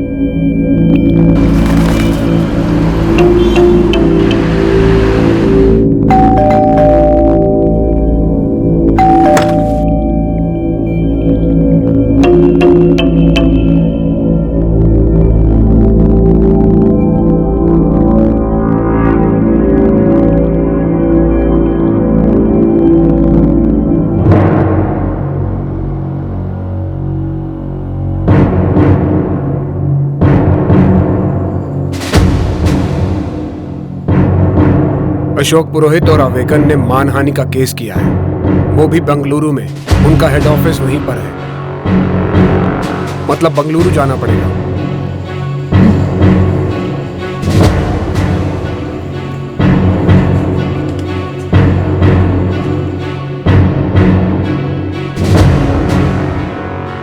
मानहानि और कॉन्स्पिरेसी का मुकदमा है, आपको एक और वकील करना होगा। मुंबई से बैंगलोर, बैंगलोर से मुंबई, यहाँ का ट्राइब्यूनल और वहाँ का हाई कोर्ट। मुझे दोनों जगह मौजूद रहना होगा। जी, करना तो होगा, लड़ाई आपकी है।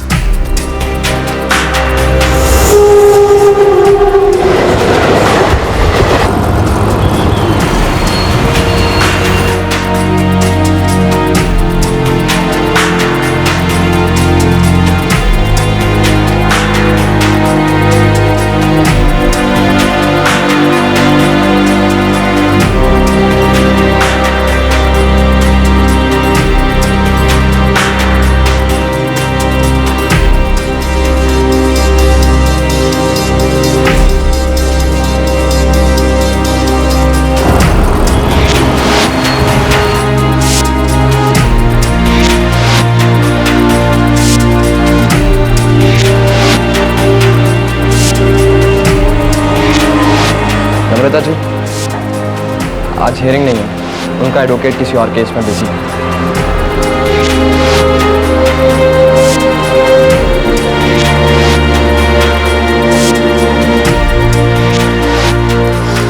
कब तक होगी सुनवाई? पता नहीं, उस जज का ट्रांसफर हो गया, अब अगले जज के अपॉइंटमेंट तक राह देते हैं। और क्या?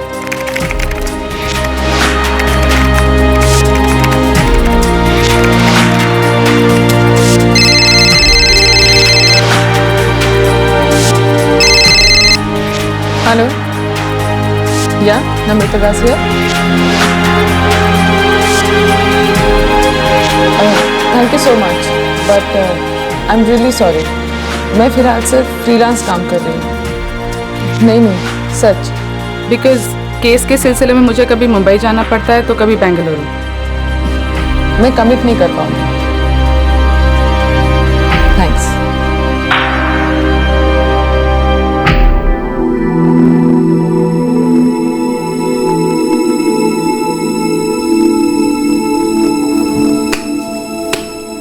हो गया बैग पैक? मम्मा आपको पता है आज हमारे स्कूल में ऐसे कंपटीशन है। अच्छे से लिखना। ध्यान लगा के, सोच समझ के, सब्जेक्ट कौन सा मिला है वो समझ लेना, ठीक है? एक अच्छी खबर है, सुनवाई फिर से शुरू हो रही है। एक नया जज आया है। ये तो अच्छी बात है, सुनवाई दोबारा शुरू हो रही है। आगे देखते हैं। बाय।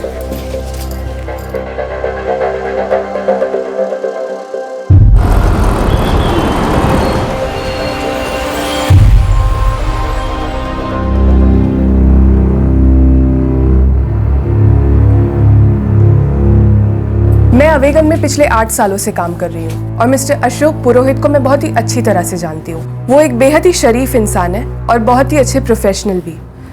मुझे नहीं लगता नम्रता दास के आरोपों में कोई सच्चाई है। इस बात में जरा भी संदेह नहीं है कि मिसेस नम्रता दास को जॉब से निकालने की वजह उनका सबस्टैंडर्ड काम था।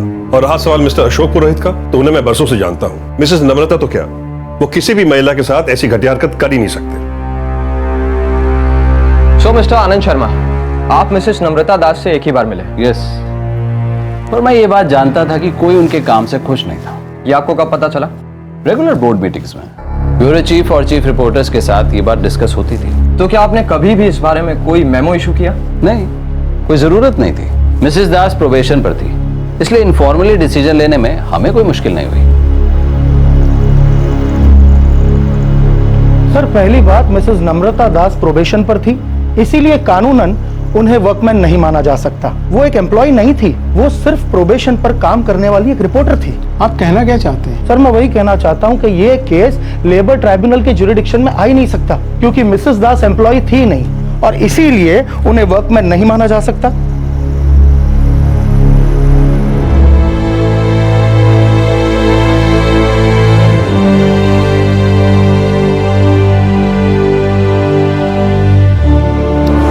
टू वेट, अगले जज के अपॉइंटमेंट तक और भी इंतजार कर रहे हैं।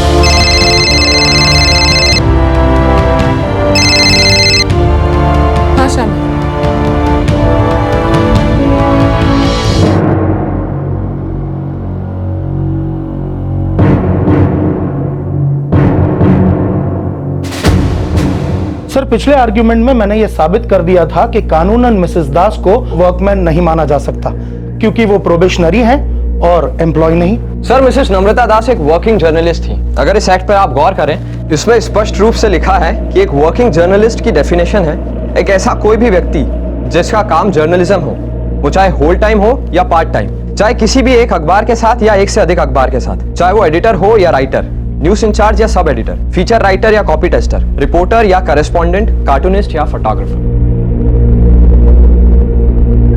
मिसेज नम्रता दास वर्कमैन ही है और ये ट्राइब्यूनल उनको वर्कमैन ही मानती है। ये वर्कमैन का आर्गुमेंट तो काम नहीं आया।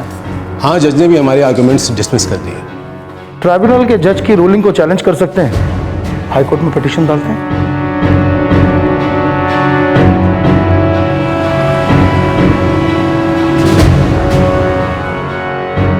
मिसेस नम्रता दास इस एक्ट के मुताबिक निस्संदेह वर्कमैन ही है। इस केस की आगे की कार्रवाई फिर से ट्राइब्यूनल कोर्ट में ही होगी।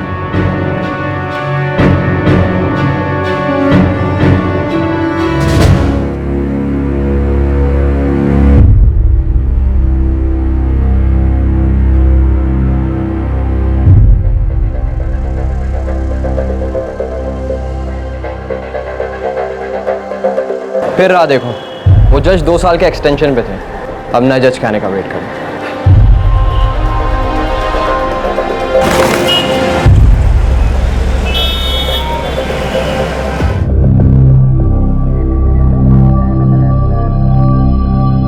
सर वो लेटर जिस पर अवेकन की एम्प्लॉयज के सिग्नेचर थे, उस पर मैंने दबाव में आके साइन किया था।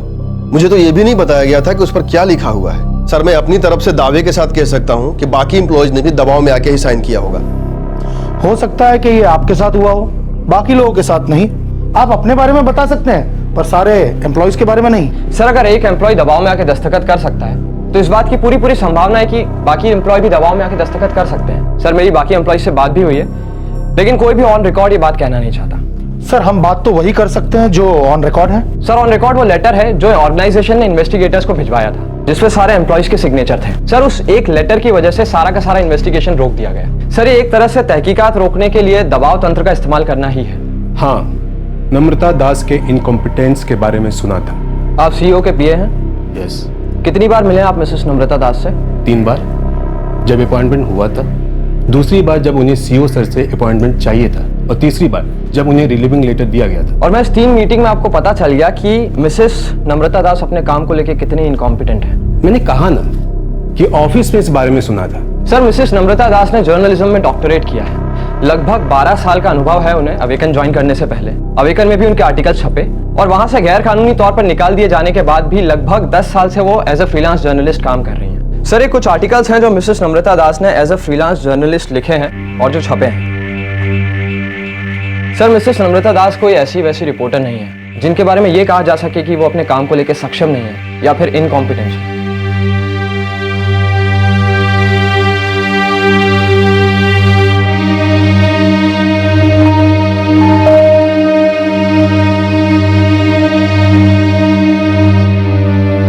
मम्मा ये ऐसे मैंने लिखा, देखो ना कैसा है। Good, very good. सच्ची में मम्मा? हाँ हाँ सच्ची मुच्ची।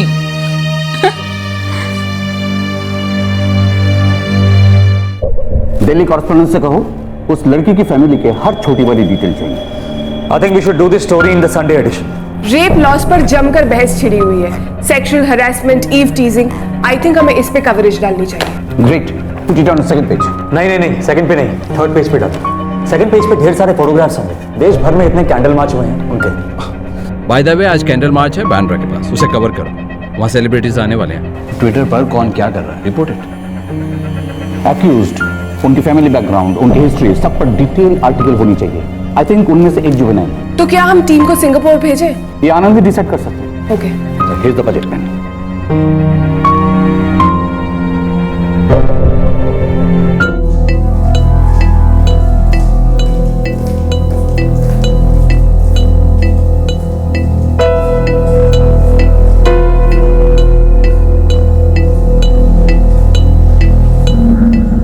आखिर वो दिन आ ही गया। हाँ आखिर आ ही गया। रिजल्ट अगर तुम्हारे फेवर में ना आए तो टूट मत जाओ। नहीं कैसा, आई वोंट, प्रॉमिस।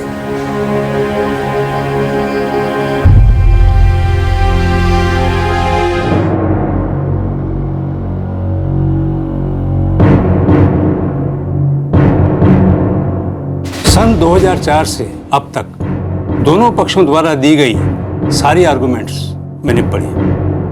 उन्हीं के आधार पर कोर्ट इस नतीजे पर पहुंचा है कि अवेकन इस ऑर्गेनाइजेशन ने मिसिज नम्रता दास के साथ अन्याय किया। जब सेक्सुअल हरासमेंट सेल था ही नहीं तो वो रिटर्न कंप्लेंट लेकर जाती कहां? 3 महीने बाद उन्होंने लिखित शिकायत दर्ज की। उस शिकायत को संदेह की दृष्टि से नहीं देखा जा सकता। अगर रिपोर्ट देर से भी दायर हुई तब भी उस पर कोई कार्रवाई होनी चाहिए थी। मिसिस दास के अनुसार उन्होंने वर्बली ये शिकायत सीईओ आनंद शर्मा से की।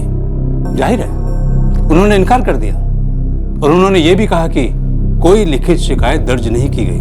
लेकिन लिखित कंप्लेंट चाहे 3 महीने बाद मिली, फिर भी अवेकन ने कोई कार्रवाई नहीं की, ना ही समस्या की जड़ तक पहुंचने की कोशिश की गई। उचित होता कि ब्यूरो चीफ मिस्टर अशोक पुरोहित से ये स्पष्टीकरण मांगा जाता कि आखिर उनके खिलाफ सेक्सुअल हरासमेंट का केस क्यों लगा।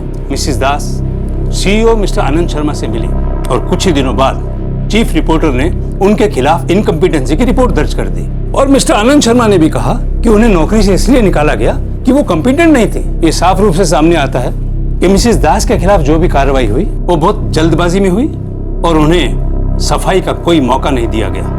आखिर मिसिस दास को नौकरी से निकालने की इतनी जल्दबाजी क्यों थी? मिसिस दास की योग्यता और उनकी कैपेबिलिटी पर उठाए गए सारे सवाल बेसलेस हैं। उनकी एजुकेशन, उनकी क्वालिफिकेशन और उनका अनुभव इस बात का सबूत है कि उन्हें नौकरी से निकाले जाना न सिर्फ गैर कानूनी है बल्कि उनके साथ अन्याय भी है। इससे स्पष्ट होता है कि निश्चय ही इसका कोई और कारण रहा होगा। मिसिस दास ने इतने वर्षों में जो यातनाएं सही, जो कष्ट उठाए, उन सब को देखते हुए यह अदालत ये फैसला सुनाती है कि मिसिस नम्रता दास को उनकी नौकरी पर रिइंस्टेट किया जाए और टर्मिनेट किए जाने से अब तक का वेतन दिया जाए।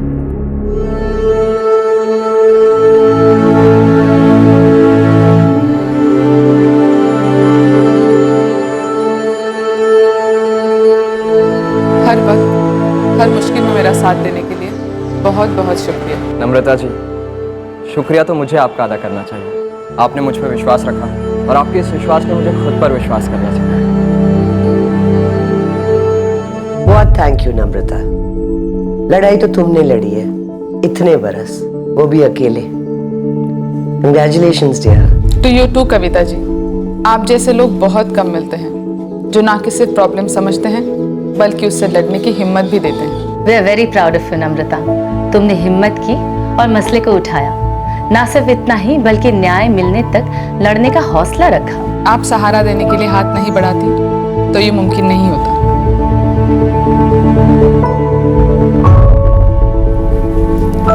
मम्मा, ना आज आपका बर्थडे, ना मेरा और ना ही पापा का, तो फिर हमने केक क्यों काटा?